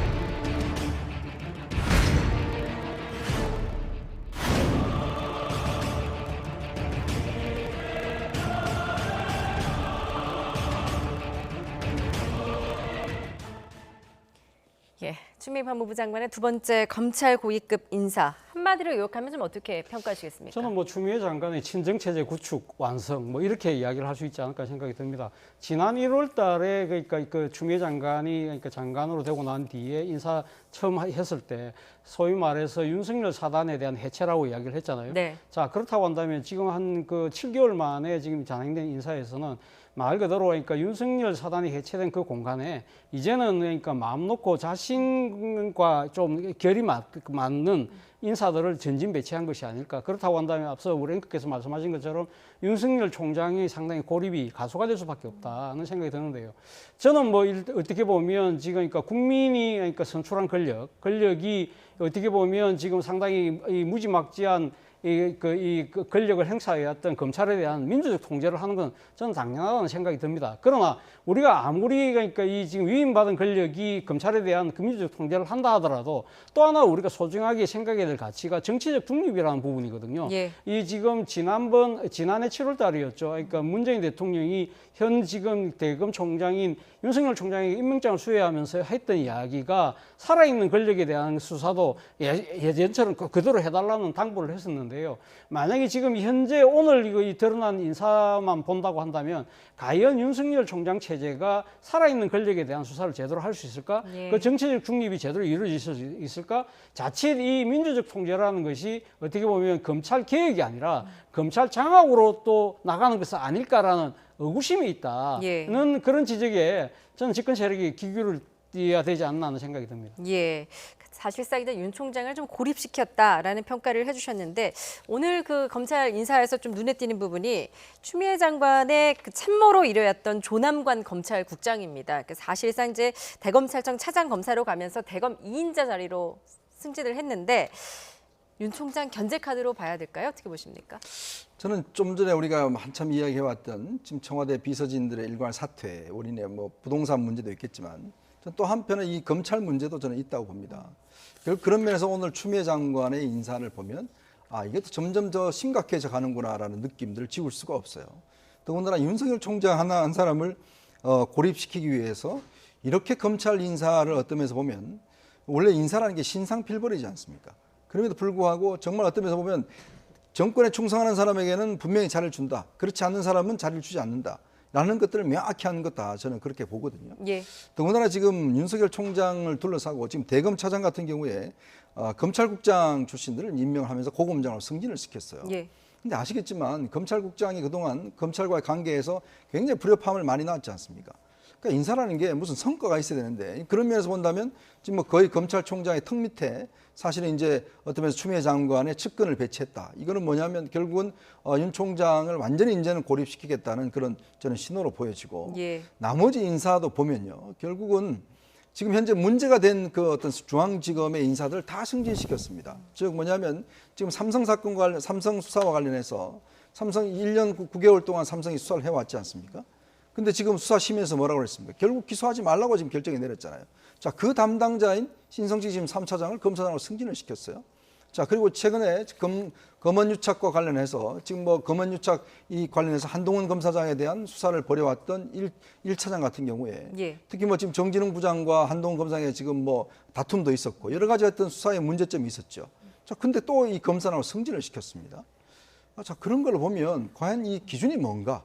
도대체 그러면 검찰은 수사 잘하는 사람을 승진시키는 것인가? 아니면 추미애 장관이 잘 보낸 사람을 승진시키는 것인가? 그 문제에 대한 근본적인 어떤 물음을 주는 것이고 이런 식으로 인사를 할 경우에 아까도 지적을 하셨지만 이제 검찰의 중립성, 검찰의 독립성은 이제 이게 굉장히 심각한 타격을 받을 수밖에 없다. 그렇게 될 경우 이거는 국정 운영의 부동산 문제만큼이나 또 한 번의 부담을 주는 거기 때문에 저는 추미애 장관의 이 행태가 보면 지난 1월에 의해서 또 지금 인사를 했는데 이건 어떤 면에서 점점 더 국정 운영에 많은 부담을 주고 있지 않는가 그런 판단을 하고 있습니다. 예. 이번에는 윤석열 총장도 의견을 내긴 냈다고 하는데 얼마나 반영됐는지에 대해서는 좀 의견이 분분한 상황입니다. 어떻게 보십니까? 사실 뭐 그동안 그러니까 지금 그 검찰 인사를 할 경우에는 그러니까 법무부 장관이 대검 총장하고 제3의 장소에서 만나서 일단 대면한 상태에서 서로 의견을 주고받았고 네. 그 의견을 충분히 반영을 해서 그러니까 그 인사가 났다는 거 아닙니까? 사실 윤석열 총장이 취임하고 난 뒤에 첫 번째 인사가 있었을 때도 사실 그런 식의 행태를 통해서 윤석열 총장의 입장에서는 자신의 의견을 다 관철했거든요. 그래서 그때 윤석열 사단의 전진 배치, 뭐 특수통들의 독식, 뭐 이런 이야기들이 나올 정도로 윤석열 총장의 완전히 이 의사가 100% 반영이 되었다. 자, 그런데 이번 1월 달에 할 때는 아예 그때 당시 그러니까 법무부 장관이 청사로 와서 의견을 개진하라 했을 때 그때 그 윤석열 총장이 안 갔잖아요. 예. 그렇기 때문에 사실 어떻게 보면 자신의 말을 그러니까 안 들었다, 항명했다는 식으로 이야기를 했고 뭐 그런 것 때문에 사실은 그 논의가 거의 의견을 받지를 않았습니다만 아마 그런 불협화음을 의식했기 때문인지 몰라도 이번에는 법에 명시되어 있는 검찰총장의 의견을 들으라는 그 규정대로 한 것 같아요. 예를 들면 지금 법무부에서는 지금 검찰과장이 대검으로 갔고 대검에서는 또 정책기획과장이 법무부로 와서 서로 의견을 개진했다는 거 아닙니까? 문제는 이 의견은 전달했는데 문제는 법상에 보면 의견을 들으라는 것이 그 구속력이 있는 조항이 아니거든요. 아마 지금 알려진 바에 의하면 윤석열 총장이 뭐 지금 구체적으로 누구를 금융했는지 모르겠지만 그 의견은 반영되지 않았다는 것이 언론의 분석입니다. 자, 그렇다고 한다면 이러한 부분들이 아무리 법상에 있는 이 의견을 들으라 해서 의견을 듣는 모양새는 취했을 뿐 의견은 실질적으로 듣지 않은 결과였다고 한다면 이러한 부분들이 지금 법이 규정하고 있는 의견을 들으라는 부분을 형식상으로는 치우고 요건을 치우고 있지만 내용상으로 그렇지 못할 경우에는 과연 이 입법 취지에 과연 법무부 장관이 얼마만큼 응했느냐 이러한 부분들은 아무래도 이제 그러니까 대검의 인사 자체를 검찰총장의 의견을 듣는다는 것은 오랫동안 같은 검찰 식구로서 같이 생활하면서 봐왔던 개개인의 구성원들에 대한 장단점을 누구보다도 대검 총장이 잘 알고 있다는 그런 걸 전제로 해서 하는 거거든요. 물론 그 이전에 간행처럼 내려왔던 이 제3의 장소에 독대를 해서 검찰총장의 의견을 거의 100% 수렴하는 방식은 아니라고 하더라도 상당히 나름대로 합리적인 의견 정도는 받아들이는 그런 모습으로 인사 결과가 나왔다고 한다면 이 소위 말해서 이 추미애 장관의 친정 체제, 뭐 윤석열 총장의 고립이라는 그런 극단적인 평가는 좀 피할 수 있지 않았을까. 그런 측면에서 본다고 한다면 앞으로 지금 아무리 민주적 통제라는 부분이 이 특장이 있다고 하더라도 이것이 자칫 어떻게 보면 지금 이 권력의 검찰에 대한 상당한 장악의 행태로 나타날 수 있다는 우려를 아마 또 하나 부각시키는 대목이 아닐까 생각합니다. 자, 그런가 하면 초미의 관심사였던 이성윤 서울중앙지검장은 유임이 됐는데 이건 어떤 의미로 받아들여야 될까요? 뭐 서울중앙지검장은 유임 자체도 이거는 굉장히 영전이죠. 사실은 중앙지검장이라는 게 모든 수사를 총괄하기 때문에 물론 뭐 고검장으로 승진 안 했다는 뭐 하겠지만 사실 고검장으로 서울고검장 가버리면 일선 수사하고는 연결이 안 되기 때문에 중앙지검장을 유임하는 것 자체가 저는 특혜라고 봅니다. 왜냐하면 사실은 지금 중앙지검장을 하면서 이 성과가 별로 없어요. 이 수사와 관련돼서 지금 뚜렷하게 지금 성과를 낸 것도 없고 지금 수사심의위원회가 2차례 열린 그 사건 전부 다 수사하지 말라고 이야기를 했고 또 검찰총장한테 지금 벌써 6주째 지금 보고를 하고 있지 않거든요. 그런 면에 본다면 과연 무슨 성과를 가지고 이제 유임시켰냐라는 논란이 있을 수 있을 것 같은데 문제는 일단 유임 자체는 저는 이거는 뭐 어쩌면 자체는 아니라고 봅니다. 유임 자체가 이거는 특혜라고 보는 것이고 뭐 하나의 이제 그 관점은 조남관 지금 대검 차장이 본인보다 한 기수 미침에도 불구하고 먼저 고검장으로 승진했다는 거. 요 면이 이제 차기 검찰총장 관련해서 그 권력 구도에서 조금 밀린 게 아닌가를 해석을 할 수가 있는데 문제는 사실은 뭐 윤석열 총장도 중앙지검장 하다가 바로 검찰총장 됐잖아요. 그러면서 본다면 이제 앞으로 충성 경쟁을 어떤 면에서 좀 가열하겠다. 뭐 그런 구도로는 비춰지는데 저는 뭐 이성윤 지검장의 유임 자체는 무슨 뭐 불이익이다. 뭐 저는 그렇게 보지 않습니다. 예. 그런가 하면 조금 전에 말씀해 주셨듯이 검언 유착 의혹 수사했던 이정현 중앙지검 1차장 그리고 신성식 3차장은 또 승진을 했습니다. 그런가 하면 이제 윤 총장에게 반기를 든 이성윤 지검장을 공개 비판했던 문찬석 검사장은 또 오늘 좌천성 인사에 따른 또 뭐 사의를 표명한 것 같거든요. 이런 움직임에 대해서 좀 어떻게 보고 계십니까? 바로 그 때문에 지금 사실 어떻게 보면 이번 검찰 인사에 대해서 상당히 비판이 나오는 대목일 수 있는데요. 예. 앞서도 뭐 좀 말씀하셨지만 이 지금 그 서울중앙지검에서 지금 검언유착과 관련된 수사를 하고 있는 이정현 이 지금 차장이 이번에 지금 이 대검의 공공수사부장으로 승진을 했습니다. 지검장으로 승진했는데 과연 이번 수사가 그럼 제대로 잘 됐느냐? 이번에 이동재 기자에 대한 이 지금 이 공소를 제기하면서 이 공소장에 원래 서울중앙지검이 강력하게 주장해왔던 한동훈 검사장과 이 공모관계를 적시하지도 못했어요. 그렇다고 한다면 사실상 지금 현재까지도 실패한 수사인데 예. 그리고 그 수사 자체가 사실 상당히 이례적으로 이 법무부 장관의 지휘권이 발동된 수사였는데 이 국민들이 관심을 상당히 모았던 수사에 대해서 구체적인 결과를 못 낸 사항, 그 담당 책임자를 승진하는 부분 이것이 과연 옳은 것인가? 예. 그리고 또 다른 또 지금 서울중앙지검의 또 한 명의 이 차장이 신성식 차장 아닙니까? 이분이 예. 또 지금 대검의 지금 반부패 수사부장으로 되는데 자, 이 반부패 부장이라고 한다면 과거로 치면 지금 그 중수부장이에요. 그렇다면 상당히 아주 요직일 수 있는데 네. 이 두 사람이 어떻게 보면 그 이 이성윤 지검장 라인이다. 더 나아가서는 뭐 이 추미애 장관하고 결을 같이 하는 사람이다. 이런 분들을 요직에 배치하고 또 이 두 사람을 포함한 이성윤 중앙지검장 더 나아가서는 지금 이 심재철 이 법무부 검찰국장까지 소위 말하는 이 검찰의 빅4가 이 공교롭게도 이분들이 또 특정 지역에 지금 다 출신들입니다. 이런 식으로 이 특정 지역이 아주 그러니까 물론 이 빅4라는 것 자체가 과거의 검찰의 위상에 비하면 많이 그 근한이 축소됐긴 하지만 예. 그럼에도 불구하고 아주 이 소위 말하는 노른자 일을 이 특정 지역 출신들이 다 장악한다. 이러한 부분들은 과연 탕평인사 를 이야기했던 이 문재인 정부의 인사 방침과도 과연 맞느냐 이런 부분들에 대한 해이가 있다는 거죠. 반면에 앞서 말씀하신 것처럼 이 윤석열 라인으로 이거 분류되는 이 문찬석 그 강주 지검장 같은 경우는 지금 이 법무연수원으로 발령이 났거든요. 이분은 지난 2월달에 검사장 회의할 때 이성윤 지검장이 그 중수부장 윤석열 총장한테 대해서 일종의 항명성 그걸 했을 때 공개적으로 이 상당히 이게 질타를 했던. 그런 사람이다. 그런 분이기 때문에 오히려 자천당한 것이 아니냐. 뭐 그런 뭐 해석도 있고. 그리고 또 공교롭게도 오늘 그 발령이 나자마자 문 지검장은 사의를 표명했다고 그래요. 예. 이러한 부분들이 아마 이걸 보면서 이 저간의 사정을 잘 모르는 국민들 입장에서 봤을 때도 야 고개를 갸웃거리게 되면서 과연 탕평인사라는 부분, 그리고 균형인사라는 부분 이런 부분들이 지금 왜 안 됐을까? 이런 고개를 이 의문을 갖고 있지 않을까요? 예. 저는 하나만 좀 더 지적하고 싶은 게 뭐냐면 그 윤석열 총장이 지금 대검 공공수사부장 이게 옛날 대검 공안부입니다. 이 대검 공안부가 뭐 하는 곳이냐면 선거 관련된 사건을 지금 전체 담당하고 있어요. 네. 즉 21대 총선 관련해서 지금 소송 관련 이게 선거 수사를 지금 담당하고 있는 곳이거든요. 예. 여기만큼은 지금 있는 사람을 유임시켜서 좀 수사 연속성을 하게 해달라라고 요청을 했다고 합니다. 근데 이 요청마저도 들어주지 않고 더군다나 지금 1차장을 승진을 시켜서 검사를 승진시켜서 그걸 배당을 했단 말이죠. 지금 1차장이 무슨 수사를 했습니까? 바로 이 검언유착 사건을 수사했지 않습니까? 그렇다면 이게 앞으로 선거 수사가 과연 공정하게 진행이 되겠는가? 예. 이런 부분에 대한 근본적인 의문도 있는 것이거든요. 아까 이야기했지만 이 수사란 게 누구나가 봤을 때 공정한 수사가 돼야 됩니다. 근데 자신이 맡은 수사 하나도 지금 제대로 못해서 서로 지금 싸움박질하고 이런 상황을 초래한 담당자를 검사로 승진시켜서 그것도 지금 제일 중요한 공공수사부장에 임명을 했다? 과연 앞으로 지금 선거 수사가 어떻게 될 것인지 좀 더 지켜보겠습니다. 예. 자, 이번 검찰 인사 내용이 미칠 향후 파장 앞으로 예의주시해 보도록 하겠습니다. 지금까지 차재원 부산가톨릭대 교수, 이현종 문화일보 논설위원과 함께했습니다. 잘 들었습니다.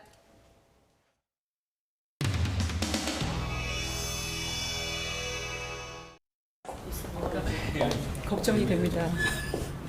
장관님도 그렇고 원내대표님도 열세 전환율 낮추는 거 좀 당 지지율 어떻게 본인 분석하십니까? 어려운 질문만. 계속 하시네요.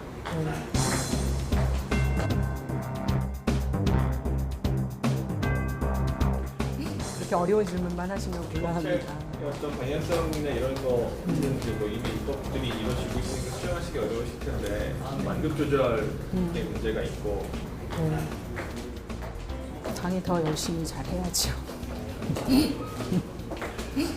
태도라고 해야 될까요? 이미 이제 과반 의석을 가지고 있어서 너무 여유 없이 이제 입법들을 하시는 거 아니냐, 일방적으로 하시는 거 아니냐, 뭐 이런 부분들. 지도부의 고민이 큽니다. 불가피하게 특정 분야의 입법에 대해서는 이번에는 협조를 구하고 가지 못했다라는 설명을 저희가 좀 더 잘 국민께 드렸어야 된다고 생각하고요. 불가피하게 협조를 구할 수 없는 영역이 발생했다는 것에 대해서는 송구스럽게 생각합니다.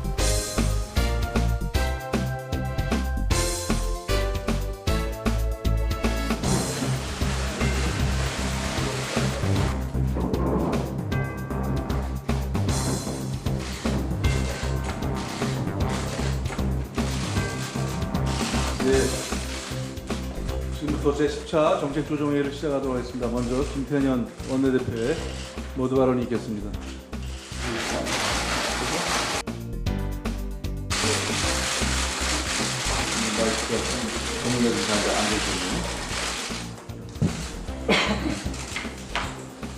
당정은 이번에 마련한 부동산 종합대책을 통해 주거의 공간으로 자리 잡을 수 있도록 강력하게 추진해 나가겠습니다.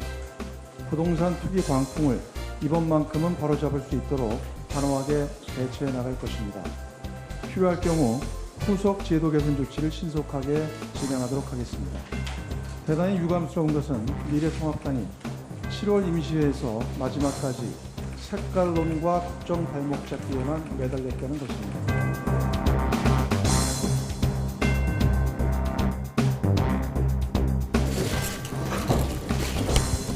모르겠습니다. 그 지지율이라는 게 워낙 복합적인 요소들을 가지고 판단하는 것이기 때문에 저희들은 일희일비하지 않고 거의 많이 따라가 있다는 말이 저희들에게 독이 되지 않을까 하는 경계심도 가지고 있습니다.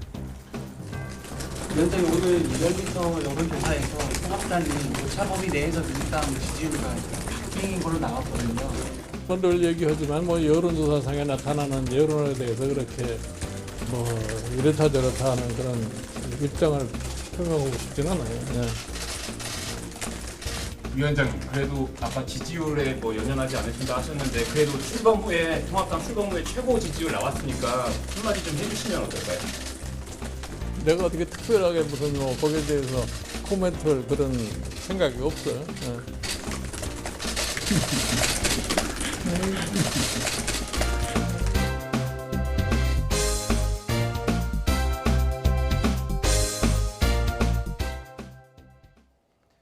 충청과 남부지방 곳곳에 국지성 호우가 쏟아지고 있습니다. 내일까지 많은 곳은 250mm 이상의 호우가 내릴 것으로 보여서 주의가 필요한데요. 기상센터 연결해서 자세한 날씨 들어보겠습니다. 권혜인 캐스터. 네, 기상센터입니다. 네, 지금 어느 지역에 가장 비가 강하게 내리고 있나요? 네, 현재 가장 강한 비구름은 호남 지방에 집중되고 있습니다. 전남 신안 지역에는 시간당 40mm 안팎의 장대비가 쏟아지고 있고요. 그 밖에 전남과 경남 내륙에도 시간당 20mm 안팎의 강한 비가 내리고 있습니다. 밤 사이에도 강한 비구름이 유입되면서 곳곳에 국지호우가 쏟아지겠습니다. 지난 1일부터 지금까지 철원 동송읍에 700mm가 넘는 전국에서 가장 많은 비가 내렸고 지금은 소강 상태를 보이고 있는 서울 도봉구도 403.5mm의 누적 강우량을 기록하고 있습니다. 현재 강한 비가 집중되고 있는 충청과 남부 지역 대부분에 호우특보가 발효 중인데요. 내일은 경기 남부와 강원 남부 지역까지 호우특보가 확대될 것으로 전망됩니다. 내일까지 경기 남부와 강원 남부, 충청 이남 지역의 많은 곳은 250mm 이상의 호우가 쏟아지겠고요. 서울을 비롯한 중북부 지방에도 내일 새벽부터 다시 비가 시작되면서 50에서 100mm의 비가 내리겠습니다. 이번 주말 동안 가장 강한 비가 내리는 시점과 지역을 살펴보겠습니다. 우선 내일 낮까지는 충청과 남부지방이 고비가 되겠고요. 내일 오후부터 모레 사이에는 중부지방의 벼락을 동반한 강한 비가 쏟아지겠습니다. 이번 장마 하루빨리 끝났으면 하는 마음이 간절한데요. 중북부 지방의 비는 다음 주 후반까지 길게 이어지면서 역대 최장 장마를 기록할 전망입니다. 기상센터였습니다.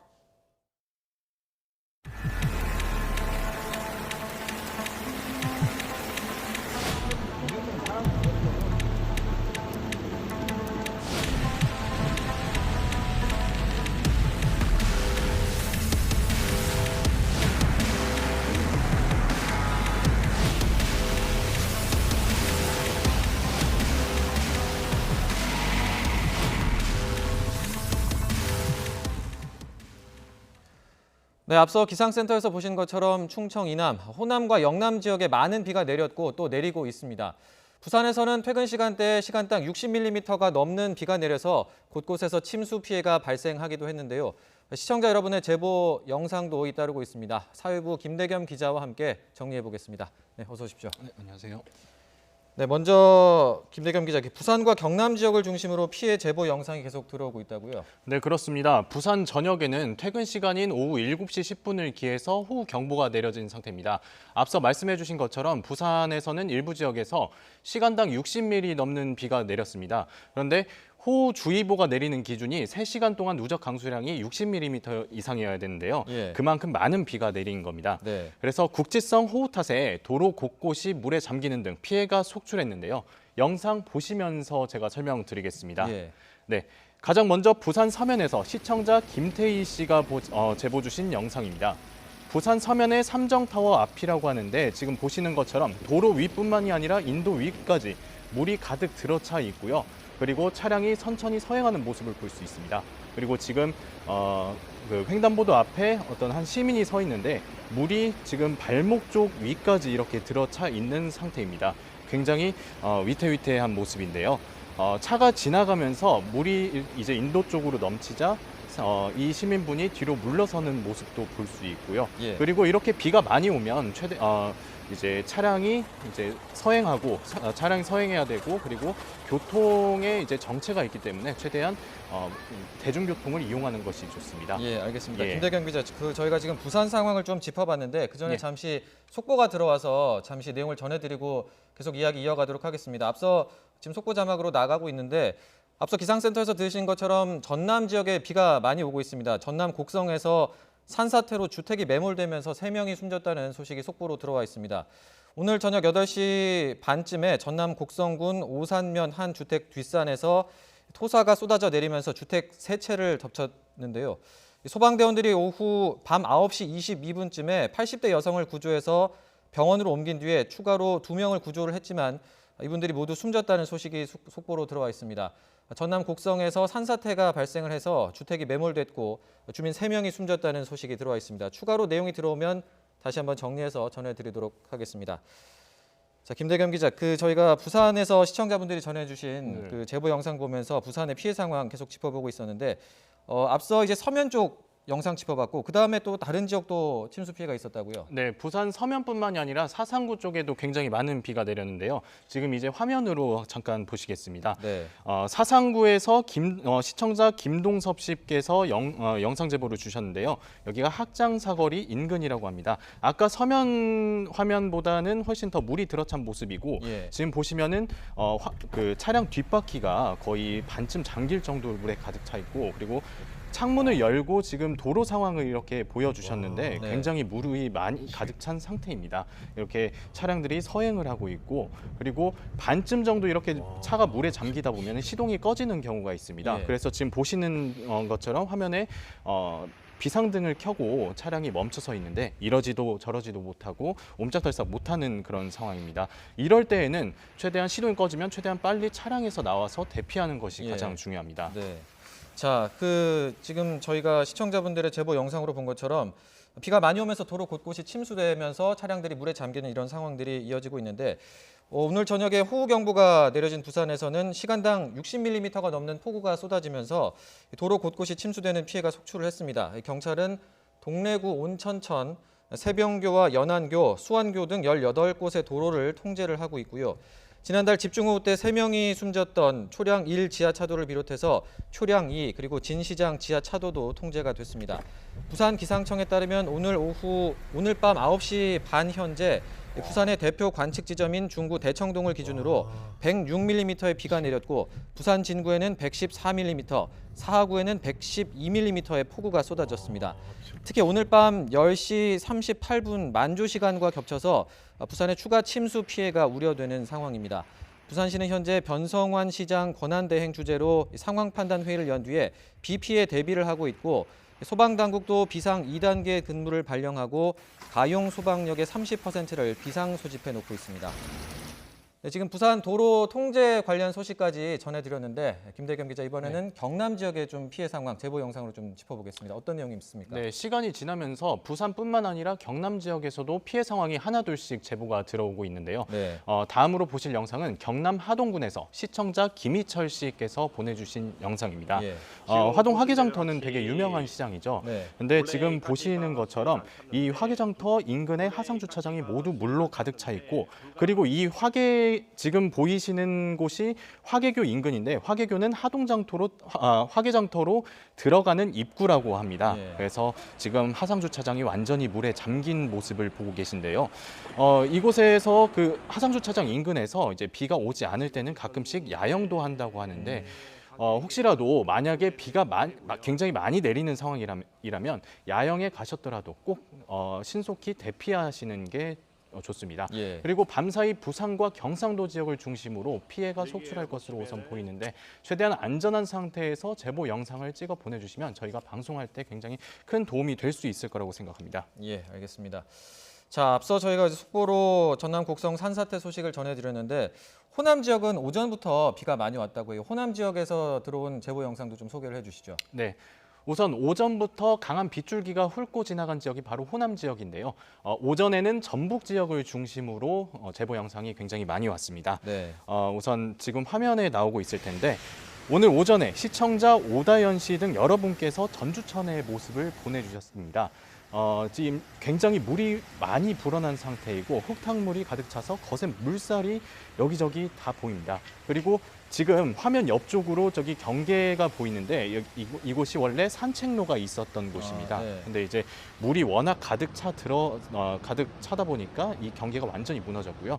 그리고 지금 잠깐 화면에서 보였는데 이제 비가 조금 오거나 아니면 그 수위가 낮을 때 사람들이 지나가는 곳인데 그것도 완전히 물에 잠겨 있습니다. 예. 그래서 굉장히 위험한 상황을 이렇게 보셨고요. 그리고 지금 화면에서 나오는 것처럼 다 차량 통제가 이루어진 상태입니다. 예. 네, 보통 이제 시민들의 생활 반경이 물에 완전히 잠긴 모습들을 보셨는데 네, 지금 하상주차장 같은 경우에도 완전히 물에 잠겨가지고 이제 간혹 가다가 이제 비가 갑자기 막 쏟아지는 경우에 자신도 모르는 사이에 하상주차장으로 이렇게 들어갈 때가 있습니다. 하상도로나 이런 곳을 들어갈 때가 있는데 네. 그럴 때는 굉장히 강물이 급속도로 불어나기 때문에 최대한 그 이제 하상도로나 하상주차장 이런 곳을 다 우회해서 이렇게 이동하시는 게 가장 좋습니다. 네, 비가 이제 워낙 물이 갑자기 불어나기 때문에 위험 지역은 반드시 피해서 다니는 게 중요할 것 같고요. 예. 지금 김대겸 기자가 이제 전북 지역의 상황을 좀 정리를 해줬는데 관련된 소식을 한 가지 더 저희가 전해드리도록 하겠습니다.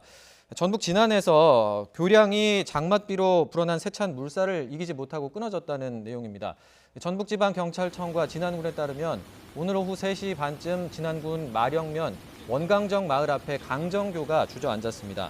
강정교 한가운데가 내려앉으면서 교량 양옆이 중앙을 향해서 기울어진 형태가 됐는데요. 경찰은 강정교로 향하는 차량을 통제를 하고 있는데 다리 붕괴로 인한 인명피해는 발생하지 않았다고 전했습니다. 이 강정교는 높이가 약 6m 그리고 길이는 약 20m로 노후화가 심해서 보수 공사가 예정이 돼 있었습니다. 자, 김대겸 기자, 그 전북 지역뿐만 아니라 광주광역시 그리고 전남의 3개 시군에서도 여기도 호우경보가 내려졌고 또 피해가 속출했죠. 예, 맞습니다. 앞서 말씀드렸듯이 전북 지역뿐만이 아니라 전남과 광주 지역에서도 대부분 지역에서 호우특보가 내려졌습니다. 먼저 광주 쪽 상황부터 살펴볼 텐데요. 네. 광주천이 오늘 오전부터 해가지고 굉장히 수위가 많이 올라갔습니다. 예. 그렇다 보니까 시청자 제보가 굉장히 집중됐는데요. 지금 보시는 것이 광주천의 오늘 오전 모습입니다. 예. 지금 보시면은 다리가 있고 그 다리와 수위가 한 1m 정도 되지 않는 것처럼 되게 보이고 네. 그리고 지금 여기는 원래 사람들이 지나다니는 교각인데 그 교각도 약간 물에 잠겼고 네. 그리고 다리 위쪽으로 지금 이제 경찰들이 서서 사람들을 통제하는 모습을 보실 수가 있을 겁니다. 굉장히 위태로운 모습인데요. 예, 맞습니다. 이게 수위가 원래 강 밑으로 한 5m 정도 여유는 있어야 되는데 이게 워낙 물이 불어나다 보니까 1m도 채 남지 않은 그런 상황이었고 예. 그리고 잠깐 동안이라도 비가 또 다시 쏟아진다면 금방 넘쳐버릴 듯한 그런 위태위태한 모습이 많이 보였습니다. 예. 그리고 이곳은 광주 양동시장 인근인데요. 양동시장은 호남 지역에 굉장히 큰 시장이거든요. 예. 그래서 물이 워낙 많이 불어나다 보니까 광주시에서 인근 상인들을 다 대피시키고 상인들도 전기를 내린 채로 영업을 오늘 했다고 합니다. 예.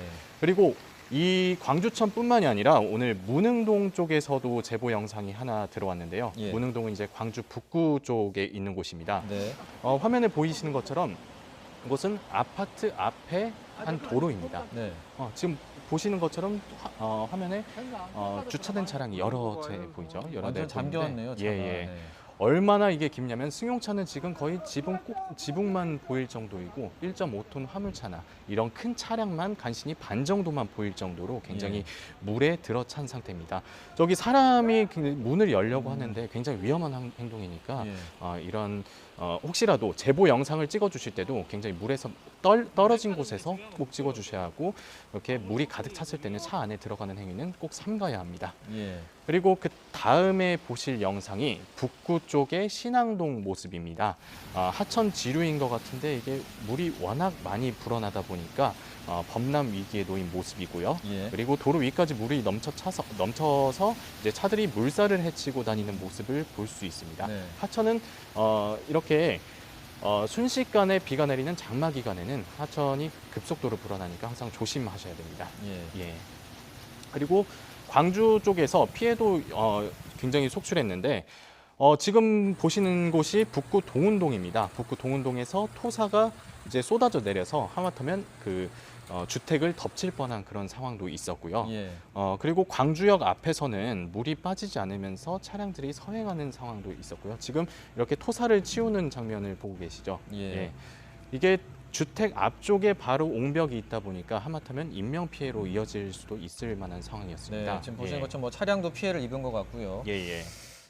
지금 이제 김대겸 기자가 광주 광역시의 상황을 이제 좀 중점적으로 짚어줬는데 전남 지역 앞서도 뭐 곡성의 산사태 소식도 있었습니다만 이 곡성이라든지 나주, 담양 이런 곳에도 피해가 좀 심했는데 거기도 이제 영상이 많이 들어왔다고요. 예, 맞습니다. 한 시청자께서는 이제 집 앞에 장독대가 완전히 물에 잠긴 영상과 그리고 집 앞 안까지 이렇게 물이 가득 찬 영상을 보내주셨는데요. 네. 지금 보시는 것처럼 원래는 집 앞에 이렇게 장독대를 굉장히 많이 놓은 상황인데 이게 물이 잘 빠지지 않다 보니까 이게 다 장독대가 못 쓰게끔 엉망이 된 지금 상황이네요. 예. 그래서 항상 이제 그 장마 기간에 대비를 해서 그 배수로라든지 이런 걸 항상 점검을 하셔야 되고요.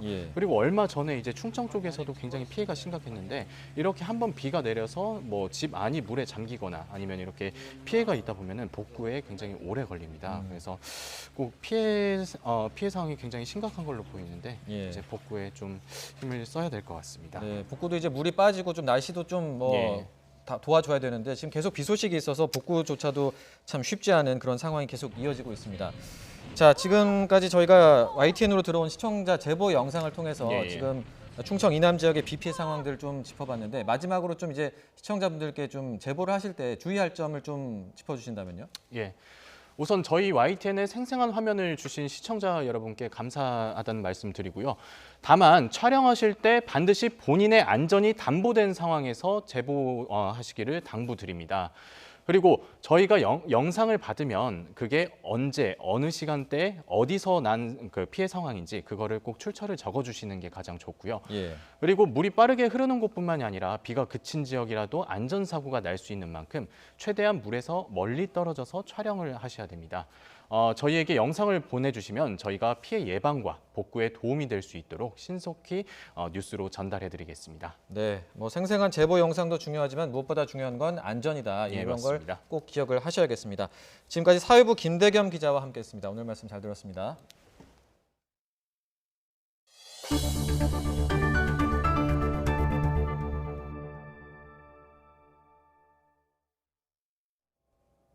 수도권에 내리는 비가 소강 상태에 접어들면서 임진강에 내려졌던 홍수주의보는 이틀 만에 해제됐습니다. 대피했던 주민들도 일단 귀가는 했지만 북한 환강댐에서 또 무단 방류가 있진 않을까 마음을 놓지 못하고 있습니다. 임성호 기자입니다. 임진강 하늘에서 오랜만에 비구름이 걷혔습니다.